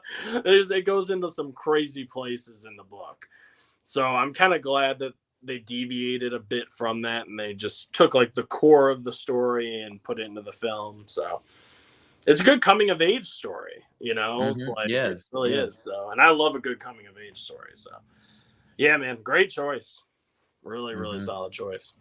Yeah. All right. What is your runner up today? Runner up. All right, we have.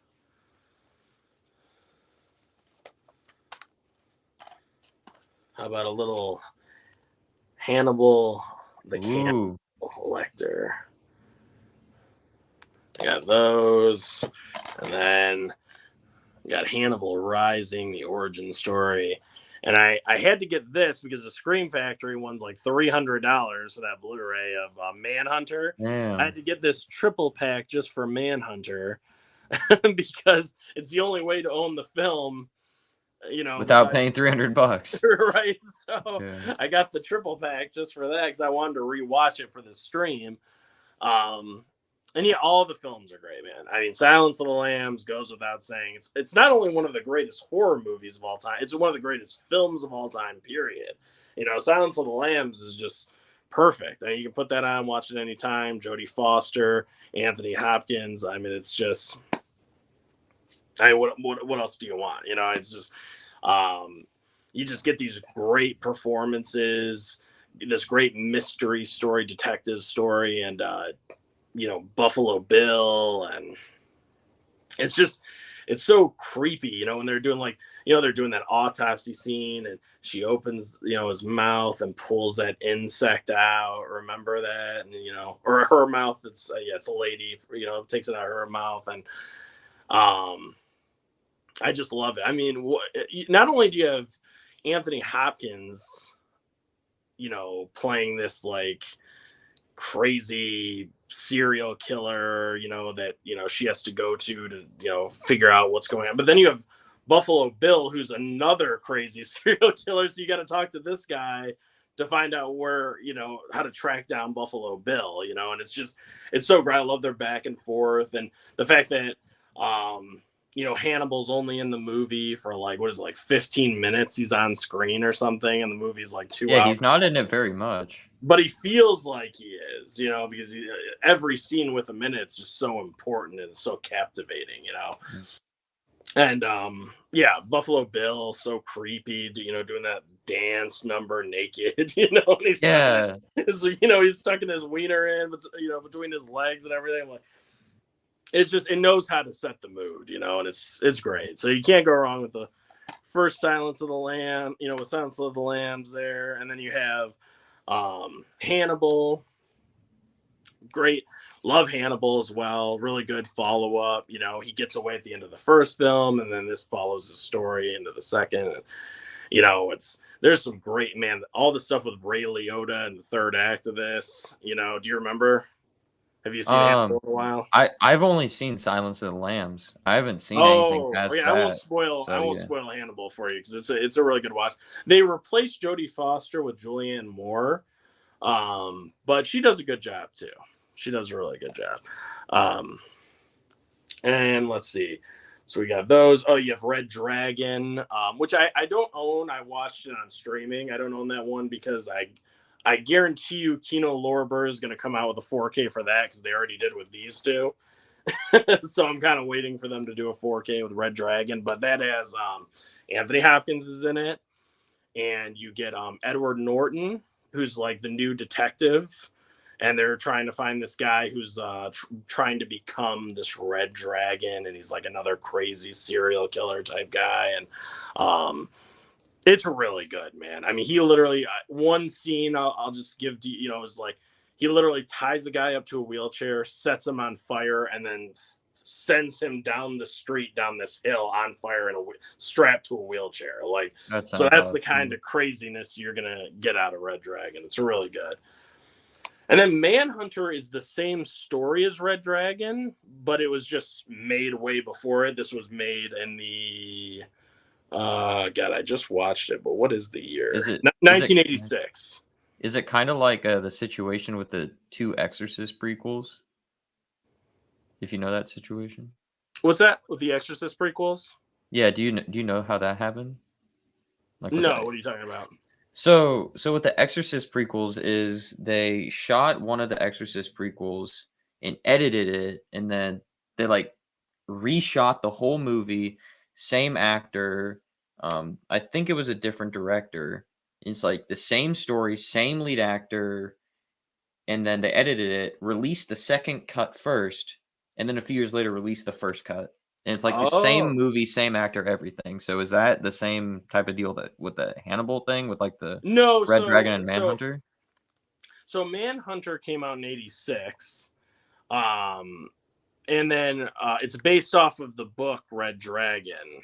Oh, okay. And then they made Silence of the Lambs, then they made Hannibal, then they did the Red Dragon storyline again, but they updated it, you know, to fit in, you know, with Anthony Hopkins' character, you know, from these two films. So it's the same Okay, okay. story. They just because in this movie in Manhunter, Hannibal is in it, but he's played by Brian Cox, not Anthony Hopkins. So Okay, okay. it's the same story, but just done two different Two ways, two different ways. different Okay. directors. You know, this was made in the '80s. The other one was made in like the early to mid 2000s. Red Dragon, I think, it was somewhere around there. So yeah, different, Okay, same okay. story but different. Yeah, no, that's interesting what you're talking about though. God, that's really weird where they like re-edited Yeah. it together. I'm pretty sure I didn't explain it the best, but it was like a really weird situation like that. Yeah, that's very odd. Yeah. Yeah, so that's that, and then you have Hannibal Rising, which is a prequel, which explains, you know, you know, this is always the scary part because it explains kind of why Hannibal is the way he is. It tells like that origin story, you know. But it's great. This movie, the one thing I'll say about the entire franchise for Hannibal is they all know how to set this very dark, moody, you know, kind of like kind of dirty like type setting. Like you feel like dirty watching these movies. Like they all have that kind of feel to them.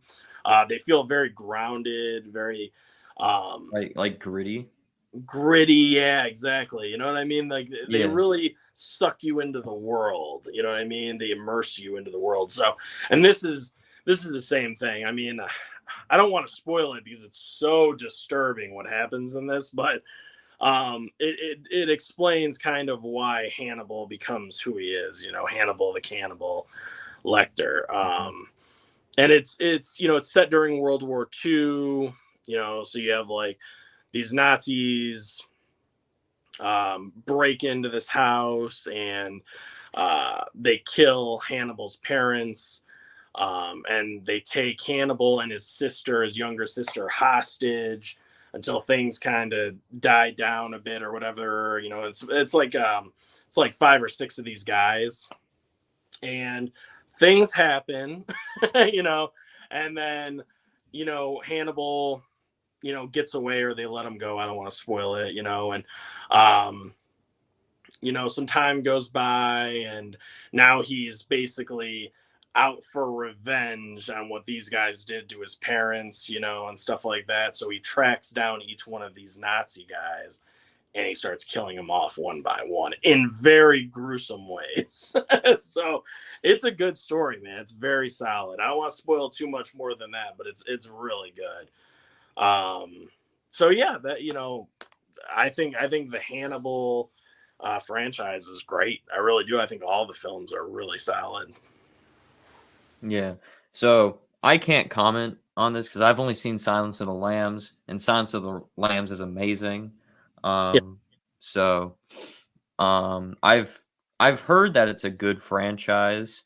I just haven't checked it out for some reason, and it's been a while since I've seen Silence of the Lambs. It's Silence of the Lambs for me is one of those movies that is very good, but it's not like one that I have the desire to like rewatch yearly or whatever. yeah, But it's really good. Every time I watch it, I'm like, damn, this is really good. But yeah, hopefully someday I can check out the Hannibal franchise and then be able to contribute to the conversation more than just seeing yeah. Silence of the Lambs. At the very least, yeah, watch Hannibal Rising, which you can. There's also an unrated cut to this. I got just the regular version, but there is an unrated version to this as well. The Blu-ray is kind of expensive, but if you just get the DVD, you're good.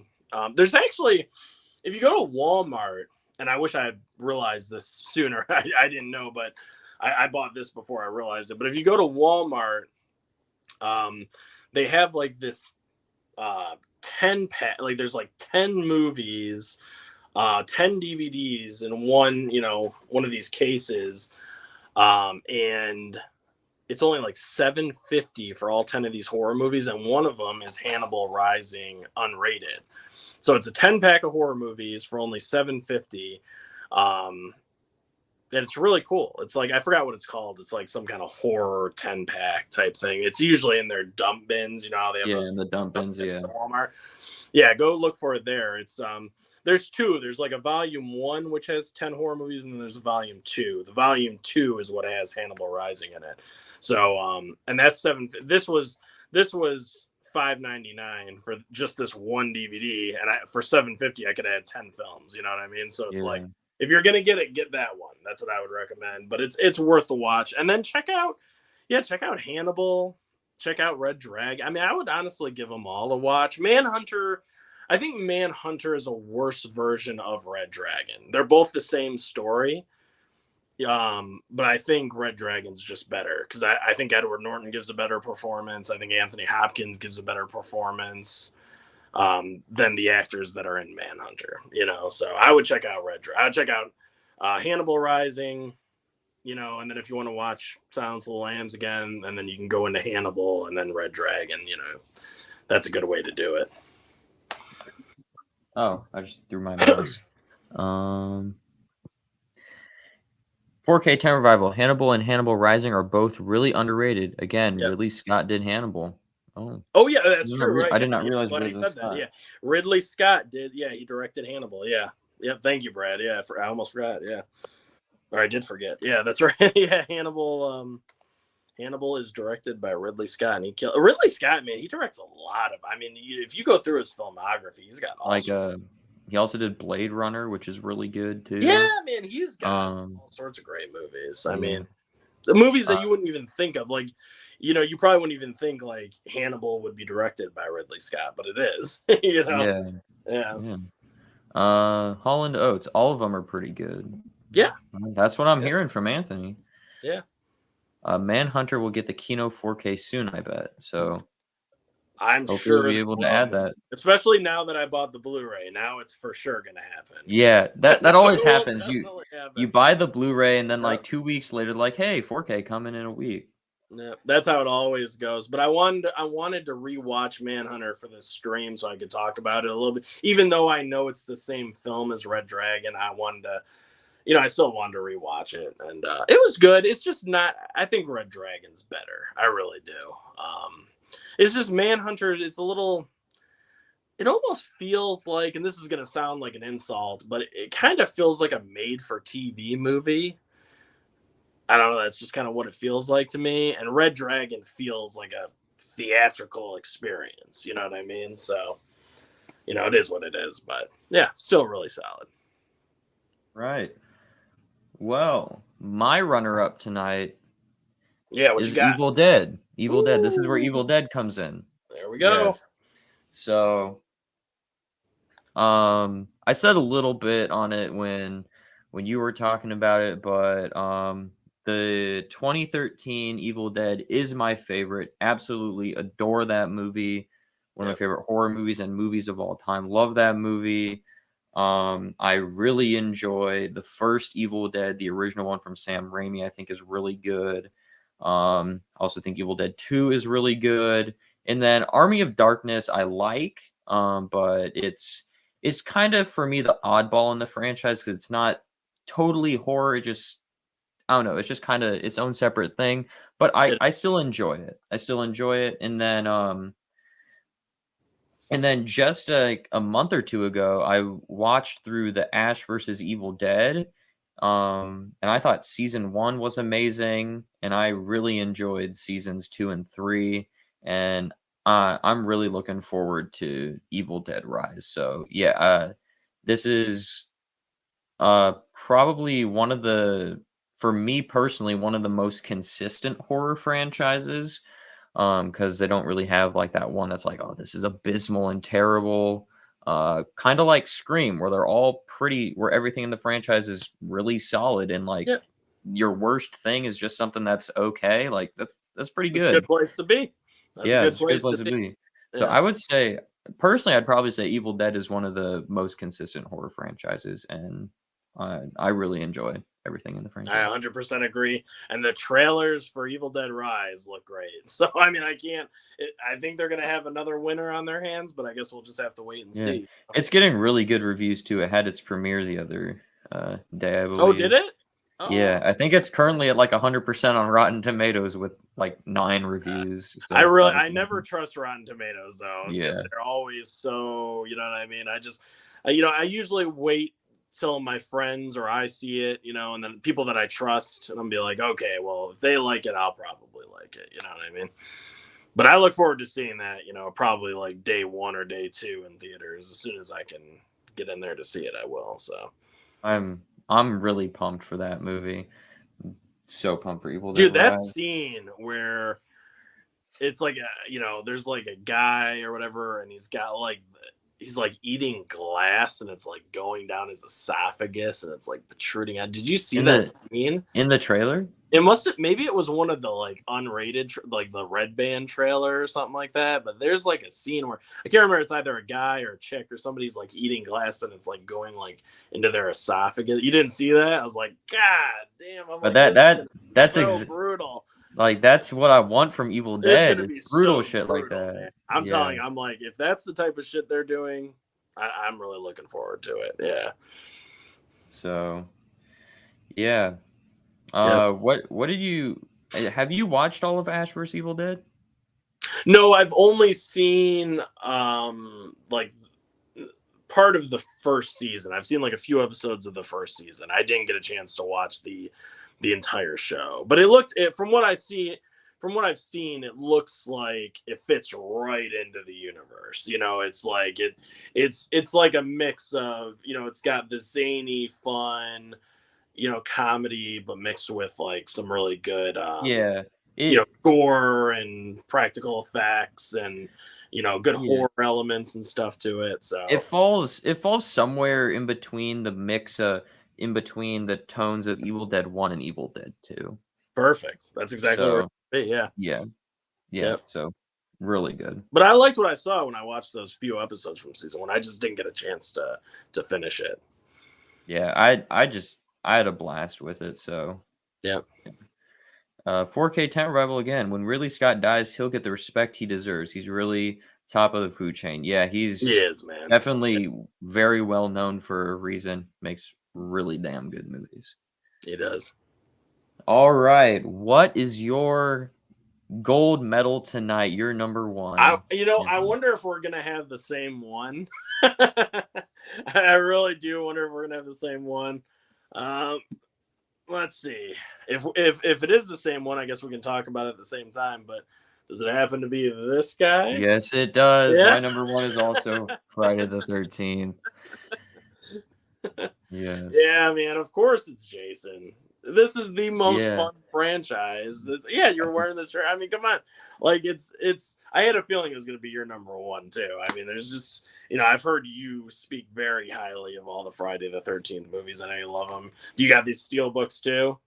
Yeah, I have all 4 of the steelbooks. Yeah, I love these steel books. Are so damn great, man. I have the box set. When I was showing the tops earlier, I have the box set. Which since I was talking about the convention earlier, is signed by CJ Graham, Jason from Part 6, who I was wearing a Michael Myers shirt when I walked up and talked to him, and he's like, "No, go buy yourself a Jason shirt," and handed me $20. And so I went and bought the Part 6 shirt and then came back, and then he signed my box set for free. That's pretty funny. What a badass, man. Yeah, and then Kane Hodder.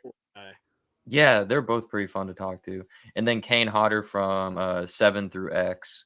Yeah. But the amount of different Friday the 13th like copies I own is just insane. So I have the whole box set, right? But then I only have 3 of the steelbooks here because I have one of them displayed over there. So 3 of the steelbooks. Then which one do you have displayed? Part 1. It's signed by Tom Savini. There you go. That one you have to keep displayed. Yeah. And then just the 8 movie collection. Nice. Then the remake. Yep. And then the actual 3D copy of Part 3. Oh, that has the 3D glasses in there. That's awesome, dude. Haven't tried it yet. And then I also got the Crystal Lake Memories. Oh, very cool. Very cool. So, yeah, love. Yeah, man. You can't love Friday the 13th. I mean, Friday the 13th, dude, it's so much. Every installment is just so much fun. And even though they might not all connect perfectly to each other and whatever, it doesn't matter because the franchise overall is just a fucking blast. I mean, it's the most fun you'll have. This is the easiest binge you'll ever have. It's a very bingeable franchise. When I first got this box set here, when I first got with all these movies in it, I went ahead and just went through all of them in like 3 days. I was just like, 4, I'll watch the first 4, then the second 4, then the third 4. I just binged all 12 movies in like 3 days because it was just so much fun to go through all of them again. You know what I mean? And, all the people that portray Jason, I think they all do a great job in their own ways. They're all very memorable for different reasons, and, it's the final girls. I mean, the second one is a great final girl. Ginny. She's fantastic. And all the kills throughout the franchise. I mean, you got the sleeping bag kill, that's iconic. You got the spear through the bed. The shish kebab. Yeah, from Part 2. In Part 2, you get the machete in the head, then down the steps in Part 2. The guy in the wheelchair, and he just goes flying down. That's one of my favorites. Yeah. My favorite kill, though, in the entire franchise is in Part 4, where the guy, he does like the autopsies and all that stuff. Oh, coroner guy. The coroner guy gets the saw through the throat, and then Jason spins his head around. Yes, that's my favorite of the whole franchise. I love that kill. What's your favorite kill? My favorite kill of the franchise. Let me think about it. I have to All right, think you about think about it. it. Yeah. I mean, but honestly, Chapter 4 has, I think, like all the kills are great. I mean, they're all so. I mean, Tom Savini again, just the Oh, master. okay. I think I have my favorite kill. Okay.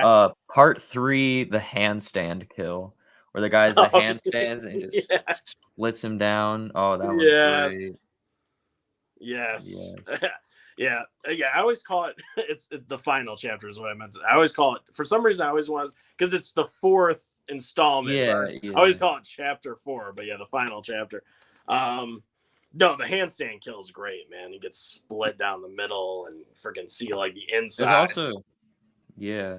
Um, so the only 2 movies in this whole franchise I just flat out don't like are Takes Manhattan and Goes to Hell. Those are the only 2 I just don't like in the whole franchise. Everything else I like to love for me personally. Oh, how fucking dare you, Fox? No. No, so Jason Takes Manhattan is the one I grew up watching the most. So that's the one that has like the most like Nostalgia for you. sentimental, yeah, kind of like attachment, and everything. But I don't know. I like Jason Takes Manhattan. I know it is dumb because he's like teleporting all over the place. Like it's the most like it just doesn't make sense the way he gets around. Like when he He's not when even he's not even in Manhattan. He's on a boat. Like there's that doesn't bother me. no That doesn't bother Manhattan. because I like the boat Holland's on setting. my side. There we go.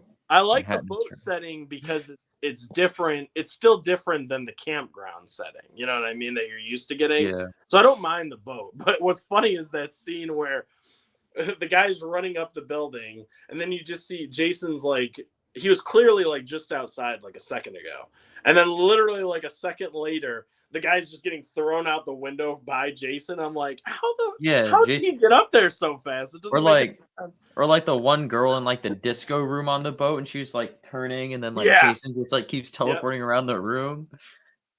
Yeah.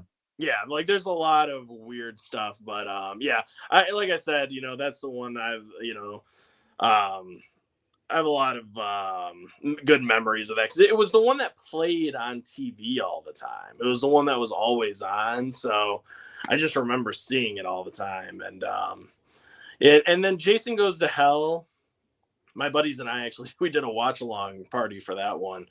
Um, it's that one's got some great kills in it though, man. Especially the Oh yeah, unrated some cut good gore. Really good when gore. when Jason burns that guy's head on the grill, and then when he like Or uh, like the dude who punches like that. melts, the Yeah. melting guy.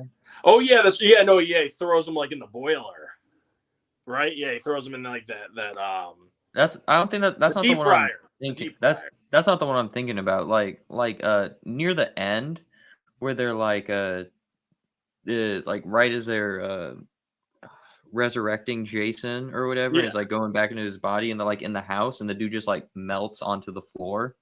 Oh yeah. Yeah, that's the one I'm talking about. Yeah, I was thinking about you remember the deep fryer kill though? And like the face Yeah, comes out and it's all like like boils and stuff all over his yeah, face. And then the chick that gets punched in the mouth and her mouth literally goes like inside, yeah, yeah. Um There's some really good kills in part 9. yeah. But yeah, there's some and Oh, the oh, chick that gets split down the middle. the tent kill part The 9. tank, yep, there you go. That Yep. one's good. So there's a lot of good. There's a lot. It's Yeah, weird, but hey, you should love it because it connects to Evil Dead, man. Dead. Yes, the Necronomicon is in Yep, there. and you got the dagger, right? Oh, is that like the dagger from Evil Dead? Yeah, that's that. That's Oh, I never noticed that. I too. never noticed that. And they're yeah, they're like Jason is a like a Cenobite basically. Well, well, you have You, convinced you me. like it now, don't you? Yes, Jason Jason Yeah, Goes to Hell is my new favorite movie of all right. time. Yeah. Yep, I Um, knew that would change your mind. I was like, "Oh, this works perfect for you because you're going from Evil Dead right to Friday the 13th." I'm like, "You gotta love Jason Goes to Hell, man." uh, It bridges that but gap. what is what's your top 3 for the franchise, Friday the 13th? Top 3, I would go. Let me just double check.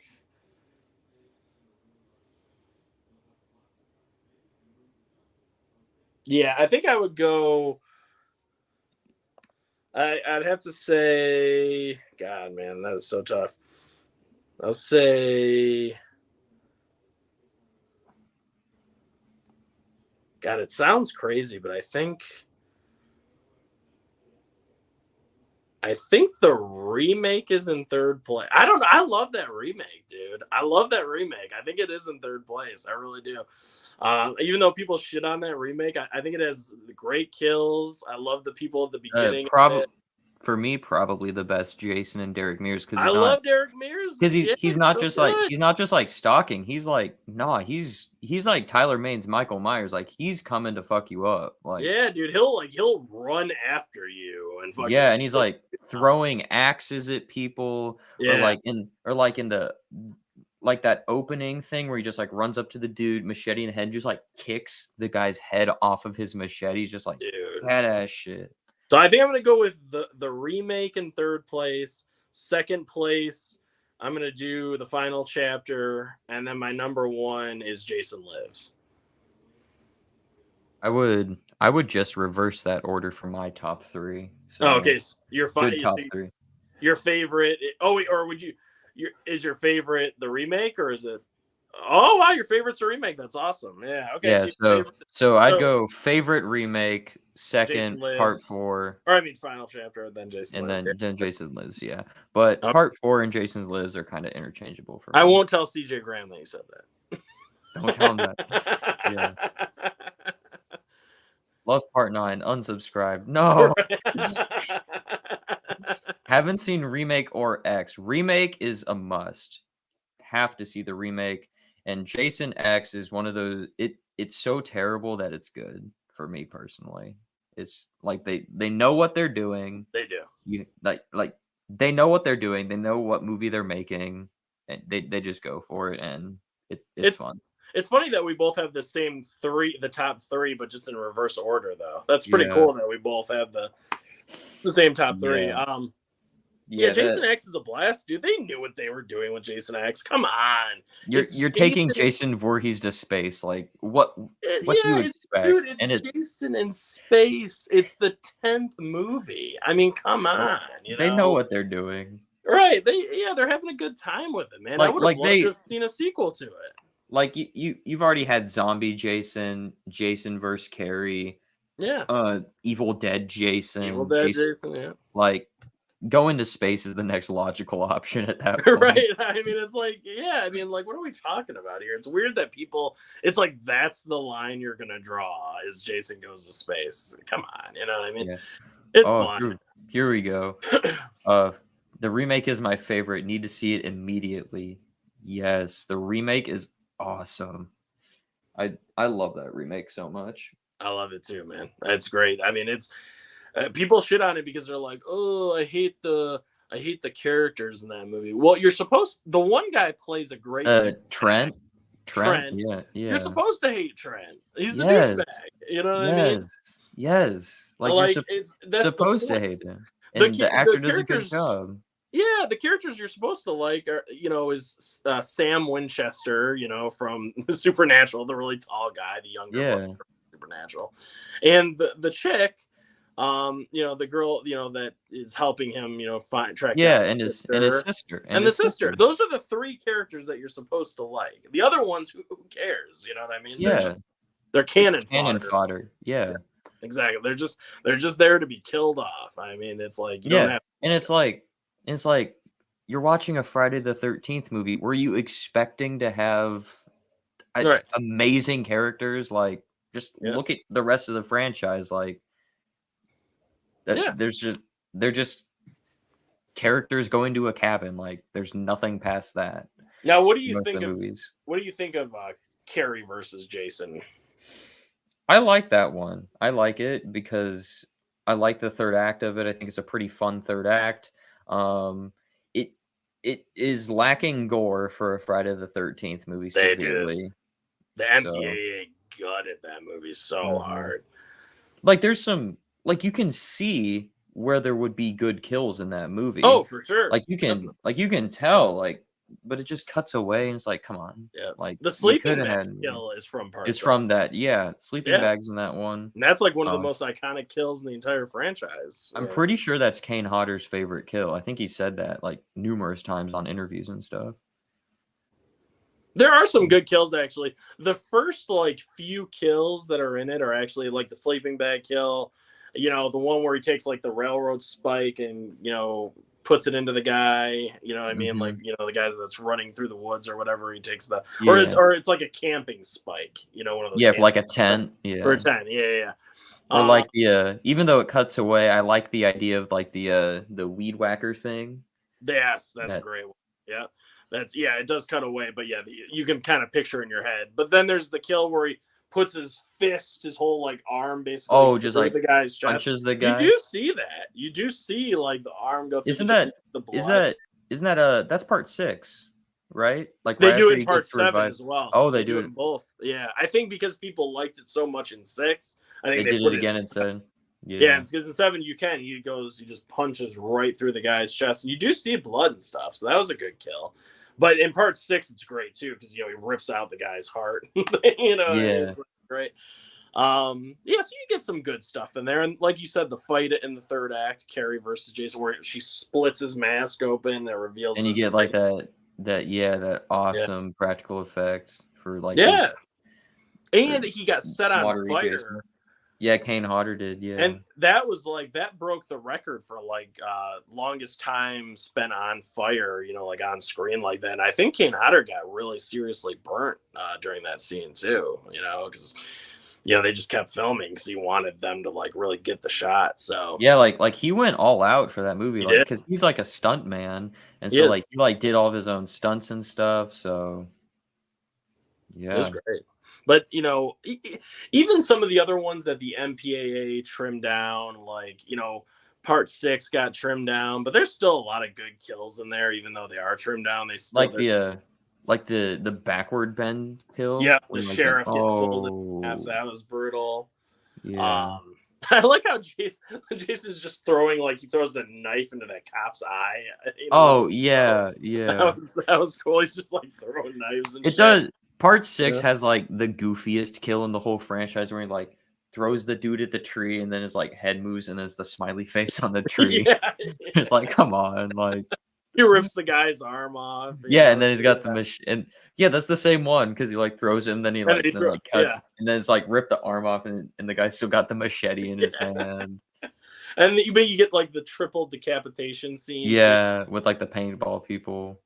It was supposed to be a lot more gruesome. They said it took like a long time to set that up too, so the director was really pissed off. Because he didn't get to keep most of it in. But you do see it quickly. You see like kind of the blood and stuff, and I think you can actually hear like the heads hit the ground and stuff. So it's that's a cool kill. There's still a lot of good stuff in that one. What about part 5? Part 5 has some good kills. The shears to the eyes one is really good. The guy that gets the belt wrapped around Yeah, his the belt eyes. around his neck, that one's good too. The flare into the mouth.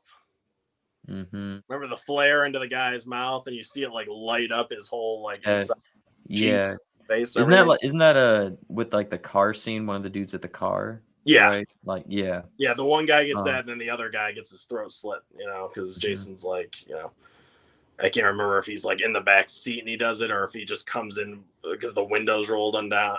Down. He just like slits it right there. But yeah, he slits the guy's throat. And then part 5 has a lot of like really funny side characters like that.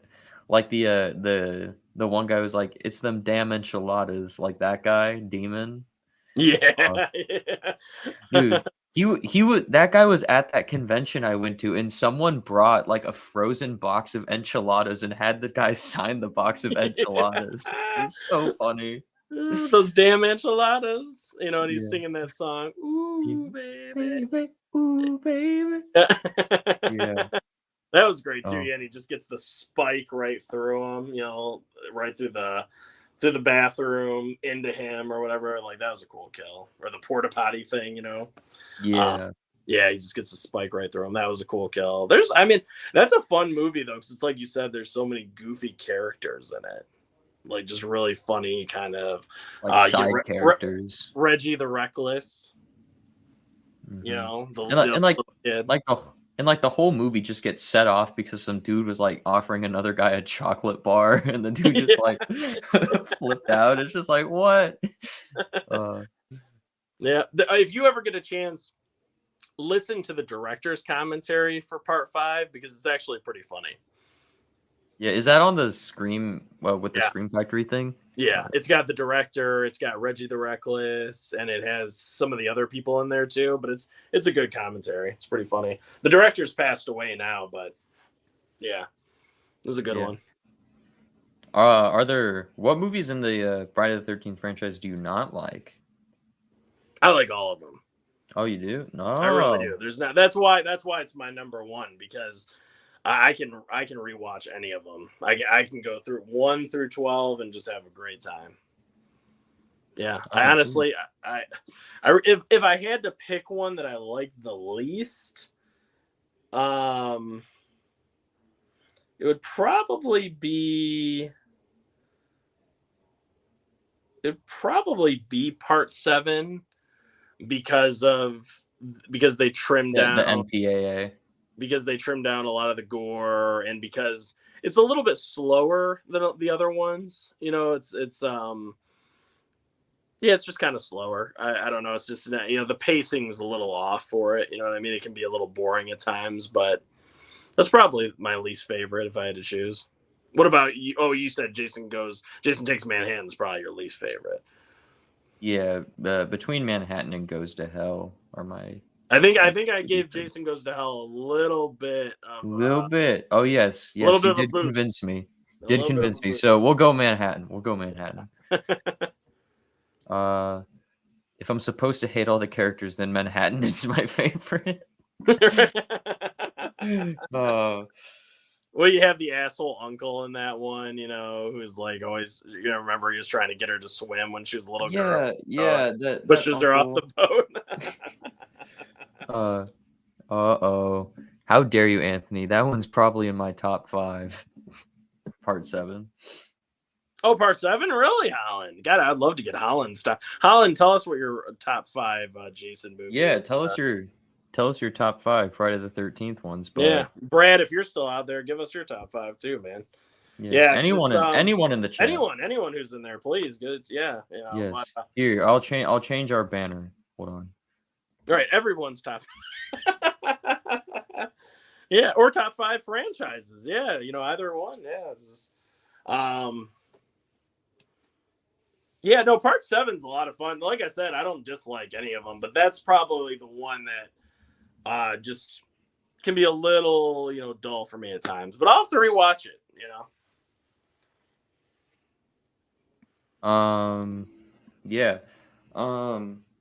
But yeah, so when I was talking about it earlier, like the It franchise, and I said Pennywise was one of my top 2 favorite horror icons. Jason is my number 1. I didn't want to say that then to spoil my number 1 franchise was going to be, but yeah, Jason's probably my favorite horror icon, with Pennywise following in second there. So it just something about him, just like when you think slasher movie, you just think of a dude in a hockey mask. Like it's just what comes to mind when you think of a slasher guy.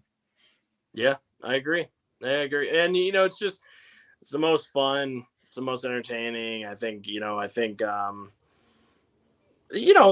just because it's a franchise, I don't think they all necessarily have to perfectly, how like Scream, everything kind of with the other one. Friday the 13th doesn't care about continuity. Really about Jason.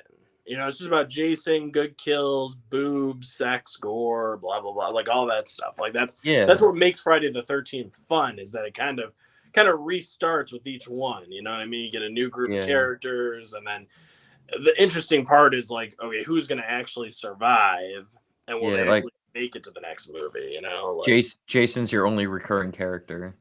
Exactly. Yeah. So It's not like I'm fine with it's that. not like Halloween where you have Laurie Strode all the time and then Right.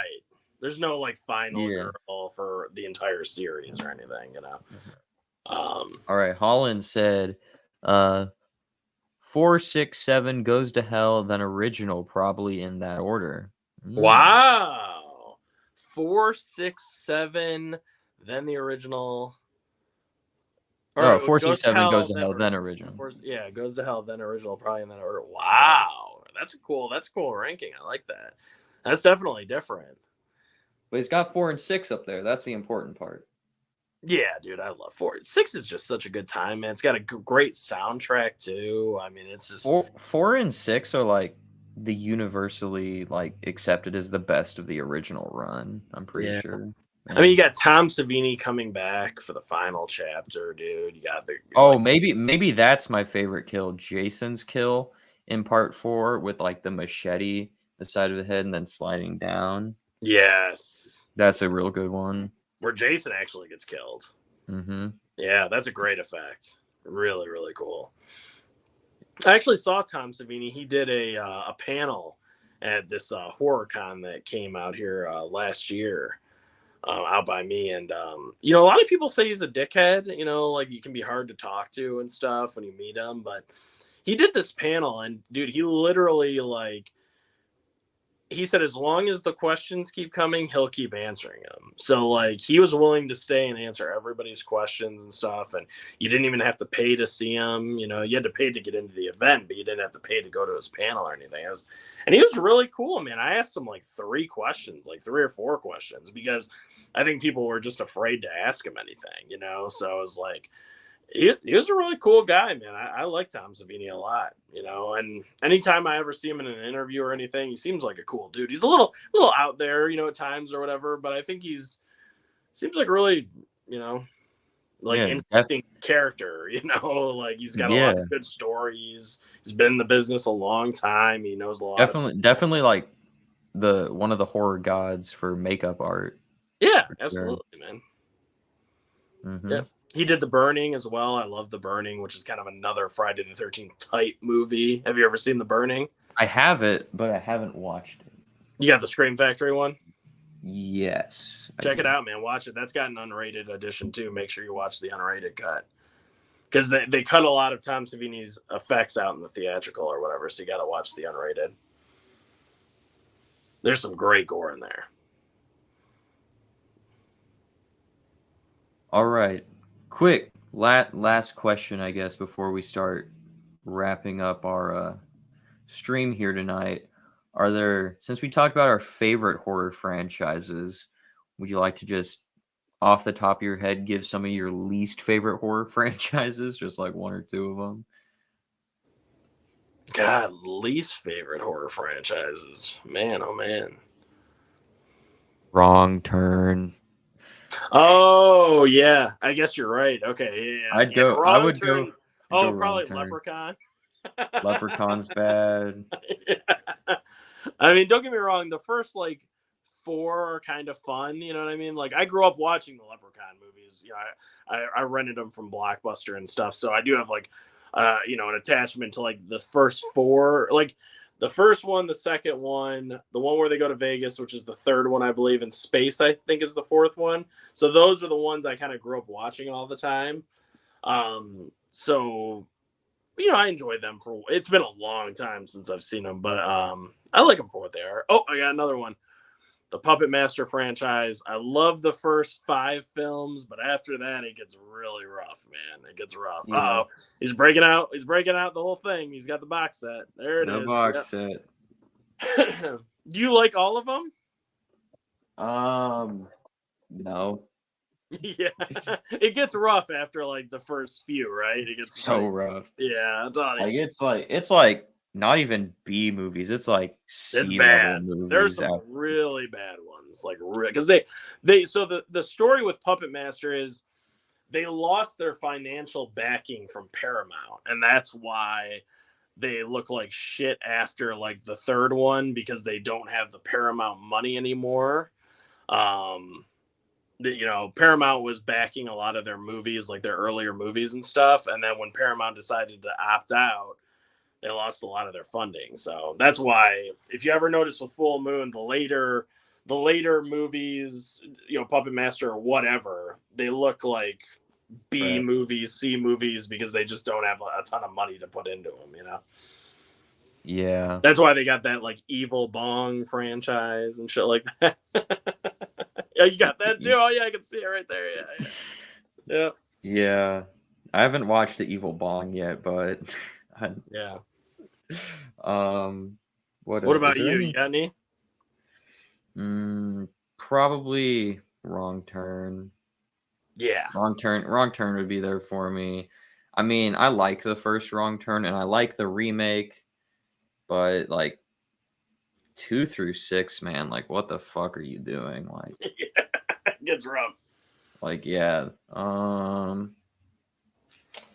to think because there's like because I'm trying to think of like the franchise as a whole, right? Because like some franchises have like one entry that's really good, and Yeah. then just the rest of it's not very good.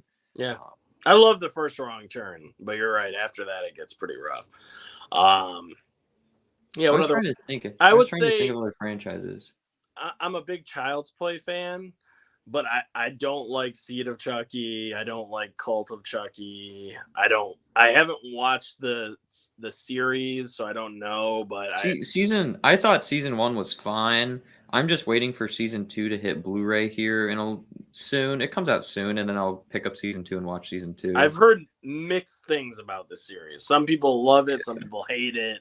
It's kind of a mixed bag. So I trust me, I would have loved to have put the Child's Play franchise on here because I do love 1 through 4 plus Curse. I think those are all good, but Seed and Cult, and then you got the series, which I don't know enough, so I'm like, I'm just gonna leave it off. But especially those first 4 Child's Play. Probably worse. I'd probably put Critters on there. Critters was pretty rough. Critters, yeah.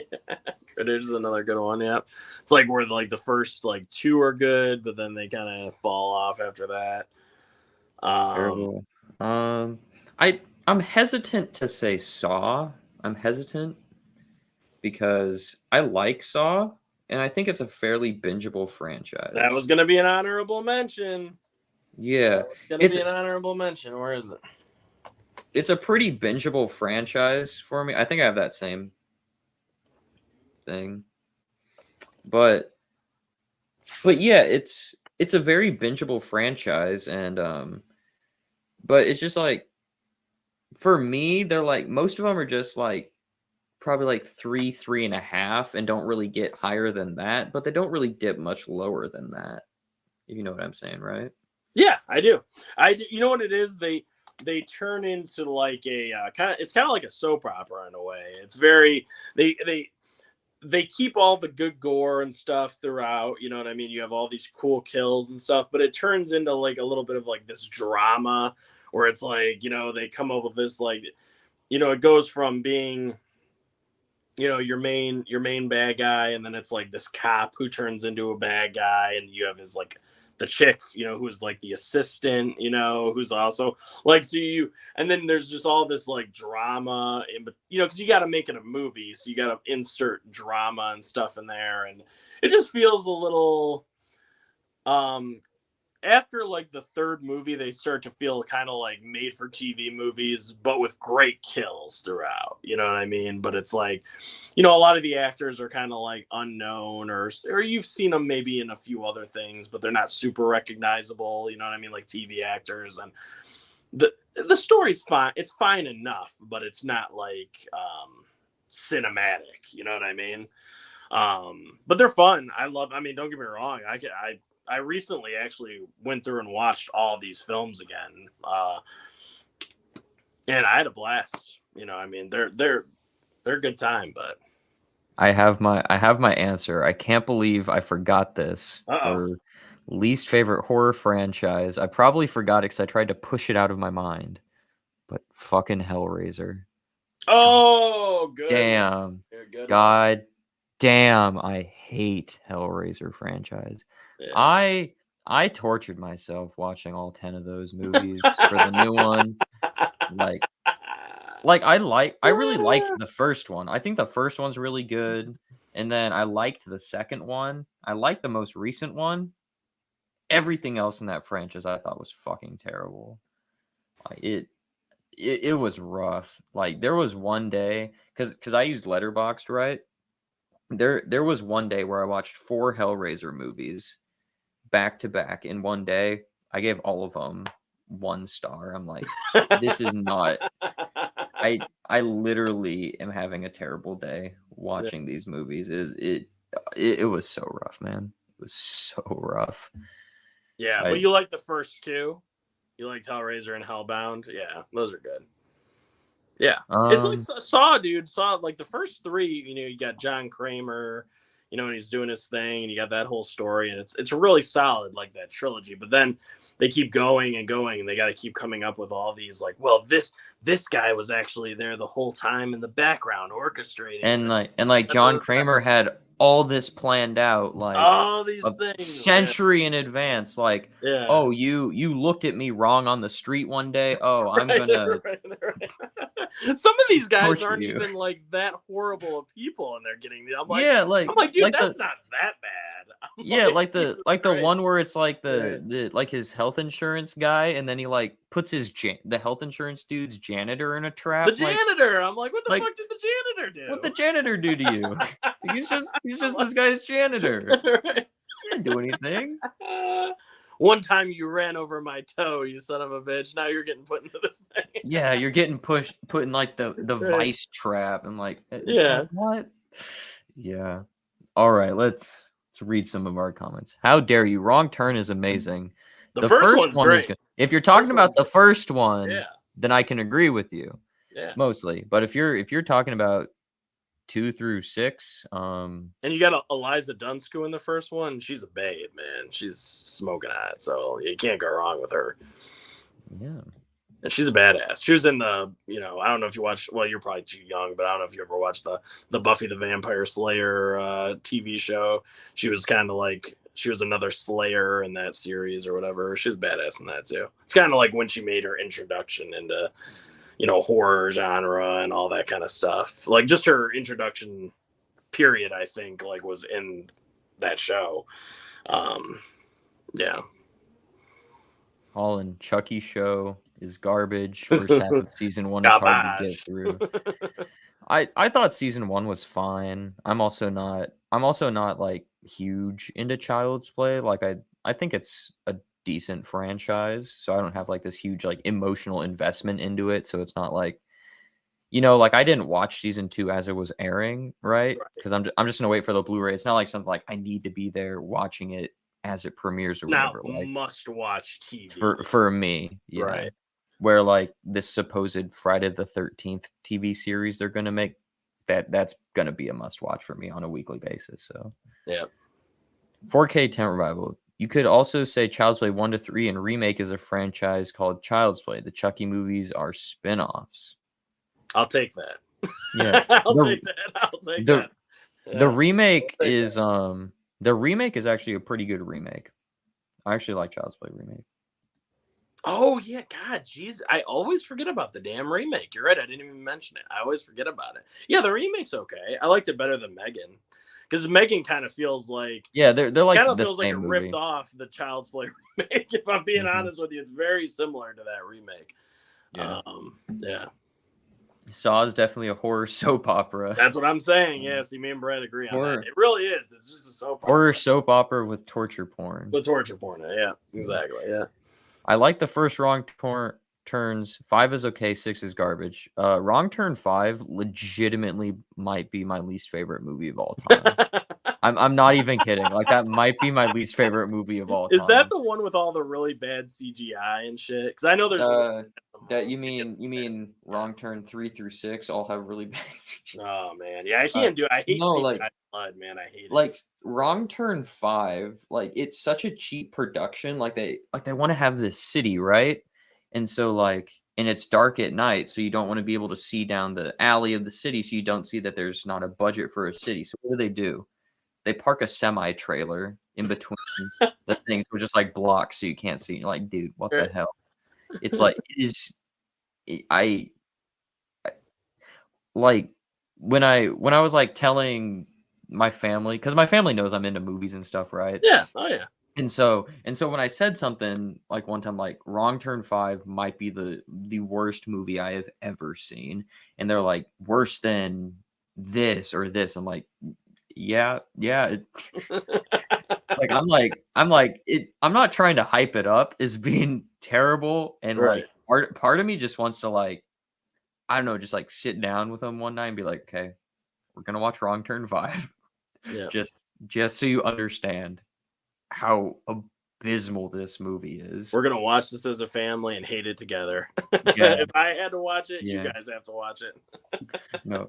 One time I did that with my mom, because like my mom always said like, "Oh, the Nightmare on Elm Street remake, worst Elm Street movie. I think that's terrible." I'm like, "No, Freddy's Dead is worse." And she's like, is it though?" And I'm like, "Okay, we'll sit down. We'll do a double feature. Yeah. Freddy's Dead followed by the remake." As soon as we finished Freddy's Dead, she's like, "That was terrible." And then we Yeah. watched the remake, and she's like, "Okay, that was actually pretty good compared to I what we you know just what, man? watched." I don't hate the remake for that as much as most people. I just take it for what it is. I mean, it's you'll never beat Robert England's performance. You know what I mean? But But I Jackie just take Earle it. Haley's a great actor. Yeah, Jackie but Earle Haley. it's still. I thought I liked some of the stylistic choices that they used in that remake. You know what I mean? There is some cool looking effects, like when she's going in and out of reality because she's like half asleep, half awake, and he keeps appearing and then disappearing, appearing because she keeps like falling asleep and waking up. Towards like the third act. I thought that looked really cool. There's just a lot. There's some really cool scenes like that. There's some bad CGI, because they just can't help themselves nowadays. They got to use all that CGI all the time because it's cheaper. It's cheaper to do than to have to clean up blood and do all that stuff. If it's CGI, they can just make it all disappear with the computer. So it's so much easier. Tom Savini himself has said that. He said it in my panel, and then he said it again on this show that I was watching on YouTube or whatever.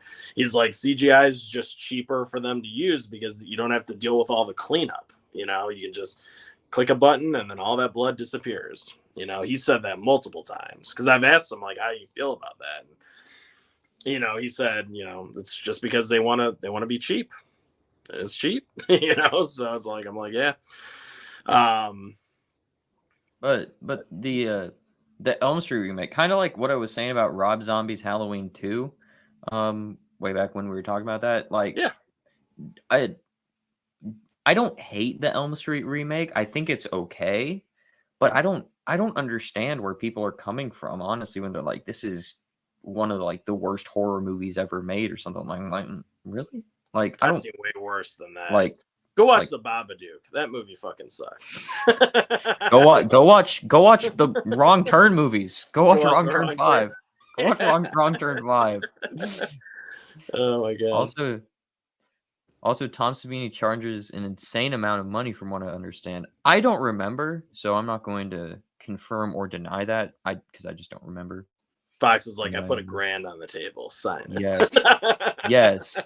I slapped a $1,000 down on the table. I'm like, here, sign. He's like, yes. Sign my Friday the 13th box, you bastard. Yes, that is exactly how the interaction went. Holland, I need to watch The Babadook. Well, based off of what Anthony said, don't do it. You can't unsee it. This is boring, man. It's so yeah. It was just like movie. It was just weird. Like, I didn't really care for it. I didn't hate it. I just didn't really care for it. There were like some creepy scenes and whatever, but it's just like this creature, the Babadook, just going Babadook. Babadook. Yeah. I mean, it looks cool. There are some cool visuals, like in the third act, kind of with the storybook and shit. But like, boring. That kid too, man. That kid's so annoying. I mean, it's just God. There's just so much about that movie that's, Oh, okay. I understand what you're saying now. practical effects guys charge crazy money to work on movies, not like autographs and stuff. Oh, I understand yeah. that. Okay. Yeah. Okay. Yeah. Cool. Well, I think that will wrap our stream. Oh, one more thing. Now we have to do Babadook on WTF. I knew it. God, I knew he was gonna say it because right, because that was brought up before, and I was like, please God, no one picked the Babadook. I was like, and then my buddy Gizmo from Video Man and Gizmo, go check out his channel. He's got a really cool channel. He's got tons of physical media. You want to see somebody who has like media books, steel books, statues with movies and stuff in them. He's got this really cool basket case thing. It's insane. He's got a great channel. But yeah, he brought up the Babadook, and I was like, oh, God, not the Babadook, no. I'm like, please. Because we talk about movies that, need explaining, ambiguous, those type of horror movies. And yeah, I mean, I guess it does qualify, right? Did you think the Babadook? Well, you said you saw it, right? Yeah, I just thought it was. I didn't really care for it. I was like, whatever. Was there anything in that movie that you didn't understand that you thought was kind of left ambiguous or weird? Something. I don't know. I kind of watched it. I was like, I don't really understand why everyone's praising that. You deleted it from your memory as soon as basically. Yeah. Basically, not because I thought it was not really because I thought it was terrible. I was just like, I don't really understand why everyone's like, this is the greatest thing ever. I know, dude. And people I was just like, what? Loved it. They loved it. They thought, I'm like, are we watching the same movie? Yeah. Sometimes that happens. You just like watch a movie that like it just gets so hyped for you, and you watch it and like people are going crazy about this. Like what? Yeah. But this Monday, just to let people know, this Monday at 7 p.m. Eastern, over on the 4K Tent Revivals channel, we'll be talking about Melancholia. Is the ambiguous. Never heard of it. Yeah, it's a Lars von Trier movie. It's got Kirsten Dunst in it. It's a long one. It's 2 hours and 15 minutes. It's a sci-fi drama. Yeah, I don't know. You can check it out at your own discretion if you want, but it's a bit of a long watch. But yeah, we'll be talking about that, so that should be fun. What about you? What do you got coming up? Any videos or anything cool? What do I got? John Wick 4 review. Your Scream 6 review was really good. People should definitely check that out. That was yes, Scream 6 review. Yeah. Yes. You have John Wick Chapter 4. What about 65? You gonna go see 65? I saw 65, but I've just been busy. I haven't had time to review things. Are you saying are you saying it's a piece of shit? I shouldn't go see it. It was okay. It's just okay. Okay. Yeah. You're like, I don't even want to put a review out for this damn movie. No, I just honestly, I go see way more movies than I put reviews out for. Like, I think I've only put out like 6 reviews for movies this year, but I've seen like 25 new releases. So. Holy crap! Yeah. Like I go see way more movies than what I review. Pretty much, I only review like the big release of the week or like the biggest release that week or whatever. If that makes sense. So I don't remember what comes out this week, but like the week that Scream. Yeah. I'm at the smaller release, sorry. Oh, the smaller one. Yeah. But so Scream came out on the 10th. Yeah. But 65 also came out on the 10th, and I'm like, okay, Scream is the bigger release for me, obviously, so I'm only gonna do one review a week. Oh, much. I see. Okay. So I just picked the one that I feel like is the bigger release, the more important release, or the movie that I just want to talk about more as my pretty much release review. Yeah. Pretty much just do one of those a week. You have to have the energy to want to actually talk about the movie, Yeah. Or if it's like something like Winnie the Pooh, Blood and Honey, where it's not the big release of the week. I just want to make a review and light it up for being crap. Which that Winnie the Pooh, Blood and Honey, and Terrifier 2 are like my 2 highest viewed like movie reviews, just like solo reviews. So it's pretty cool, independent horror there. Yeah, absolutely. Well, and probably too, I bet a lot of people didn't do reviews on Blood and Honey. So, you know what I mean? So that's always good when you can find kind of like something that other people aren't talking about and you talk about it, you know? Because I don't think there were a ton of Blood and Honey reviews out there. So that's good that you did it because at least somebody's talking about it, you know? Yeah. But yeah, and then I'll probably end up reviewing the Dungeons and Dragons movie the Okay. week after. And then I'll have to look and see what's coming out in April, but I'll definitely do Evil Dead Rise review because that comes out in Absolutely. April. I don't remember what else comes out in April though, but Are there yeah, any smaller movies that you saw that you didn't do a review for that you would recommend? let me look at my Letterbox? letterboxed. Yep. Yes, for my um Sick was pretty good. Okay. The COVID slasher movie was pretty good. That's on Hulu, right? Yeah. Okay. No, Peacock. Peacock. Peacock. Okay, Yeah. Peacock. Gotcha. Peacock. Um. Yeah, I haven't been too overly impressed with movies this year. You just got like a bunch of ones and twos on there.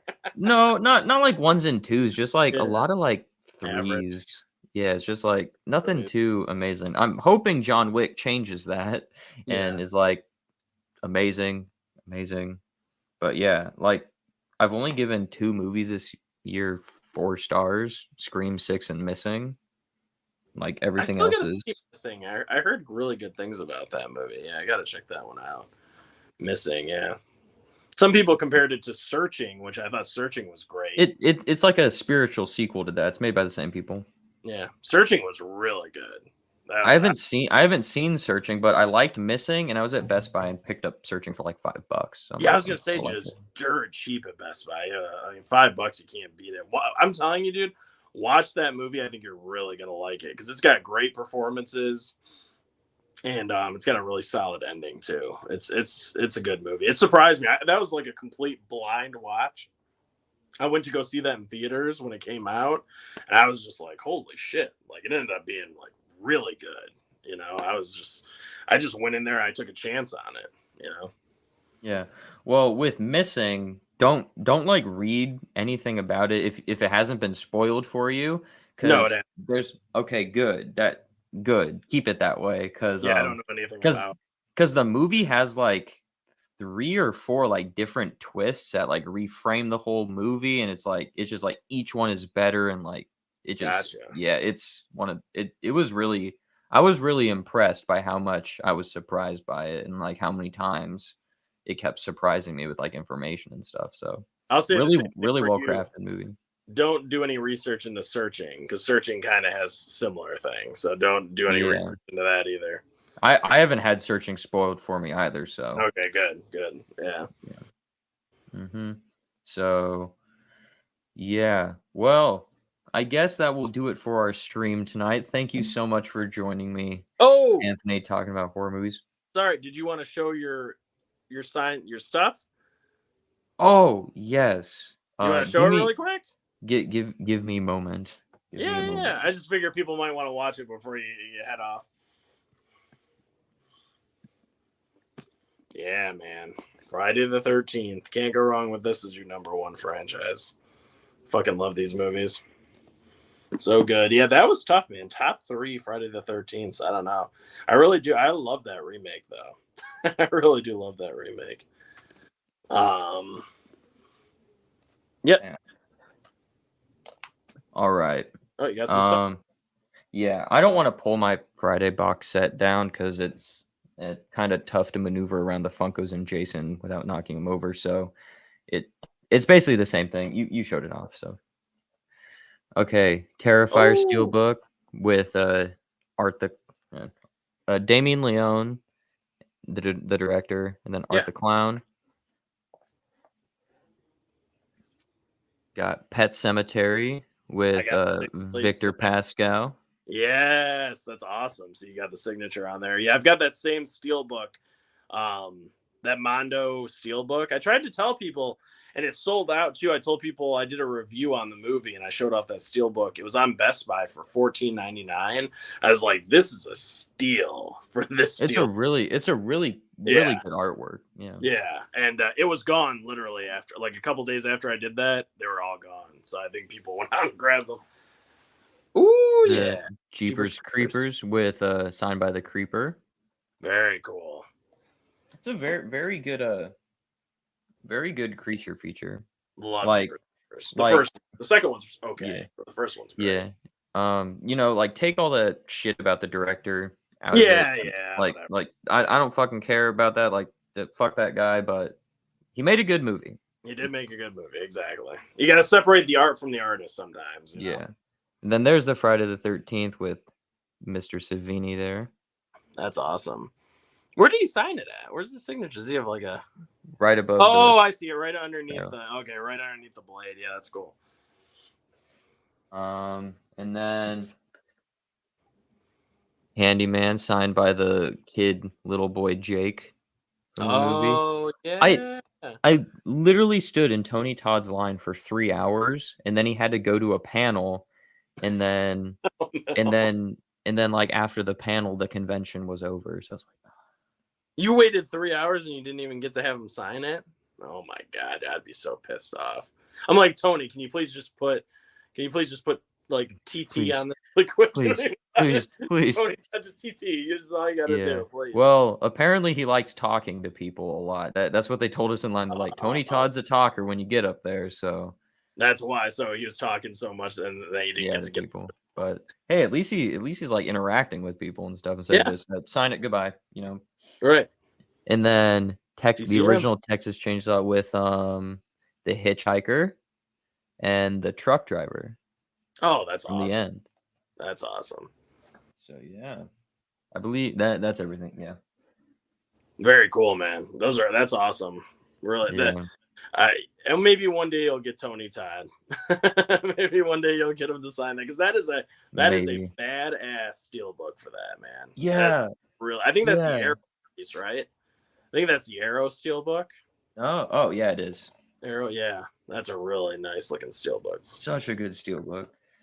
Such a good steelbook. I love that movie. I love the original Candyman. Mm-hmm. Yeah, and I like some of the steelbooks I have and stuff. I like ordered because I knew if I wanted signatures from people at this convention, I wanted them on steelbooks, right? Right. So like before the convention, I like looked it up. The convention's the Texas Frightmare weekend. Oh yeah, very cool. Yeah. So the big one. Mm-hmm. So it was so they have like a website where you can look at all the guests and stuff, right? And so I went through the guests and like, oh cool, I want to get a signature from this person and whatever. And like one of the main driving factors for me deciding to go to this convention was that Jackie Earle Haley was going to be there. Freddy Krueger from the remake, but he's also Rorschach and Watchmen, right? Yeah. And Watchmen is like one of my all-time favorite movies like ever made. And so I was like, I need to go and meet him. Like I can do this and like get all these other people too. And so I have a Watchmen steelbook on. I have like a desk over there, and I have it like sitting on like a display on top of my copy of the book. And then Jackie Earle Haley canceled going to the convention. Like after I already was like, I'm going. I was like, no. And that happened with some other people too, where like I bought the steelbooks and I'm like, I might get them to sign it. And then they ended up canceling to the convention. I was like, oh, darn. So I have a lot of steelbooks for like horror movies and like people in horror movies. So like maybe someday I'll get them signed. But no, that's dude, you just bring them with you. It's not like it's hard to carry them around. You can throw them all in a book bag, carry them around. And if you happen to, if they have like short lines, you don't have to waste your entire convention standing in line, then you go get them signed. I bet the guy who was the truck driver in TCM probably didn't have that long of a line. You're probably able to go right up there, probably give them like $30, $20, $30, something like that, have them sign it and be on your way. You know what I mean? Yeah, like that was part of the convention. You just kind of have to gauge how long the lines are, and so you carry it around with you all the time, and then it's like, oh, this person's line is short right now, I'll get in their line right now while Yeah, I can. But it's just like, but like with the Tony Todd thing, right, it was like his line was always so it's long, always gonna be so it's long. like it's Yeah. like I just had to find a time where I just decide, okay, I'm gonna sit in this line for 3 hours. Yeah, there's certain So people you just gotta like, like you Skeet have to Ulrich, camp there. like Yeah. Skeet Ulrich from Scream, Matthew Lillard, Nev Campbell, like those guys. Because Scream's really hot right now. Those guys, their lines are always going to be long. So if you want to get like a Scream steelbook signed or something, Or you're fine. like this year they're doing this year. I should have gone this year, but they're doing the Thing like anniversary. Like Yes, John yeah. Carpenter's gonna be there, and like six of the cast members from the Keith Thing. David, Keith Yeah, David from and The Thing, They Live. and like the Man, Thing's my favorite horror movie of all time, and I literally have the steelbook, so I could have yeah, gone and gotten this, but I'm like, the chances of getting John Carpenter to sign that thing are zero. Like his line is going to be ridiculously long, yeah. You'll be like spending the whole time. all day on Like that. yeah, and it's like when I get there, it's gonna be like $200 to get this guy to sign it because he's just like Yes, a legend. Like so, like yeah, but it might be one of the last chances that you get too. That's the other thing you got to consider. yeah. Yeah. So yeah, so cool. All right. Cool. Thanks again for coming, Anthony. Oh, no problem. Thanks for having me And on. thanks for everyone in the chat too. It's a fun Yeah, time. Love interacting with you guys too. absolutely. So, yep. See you guys on the next stream. Take it easy.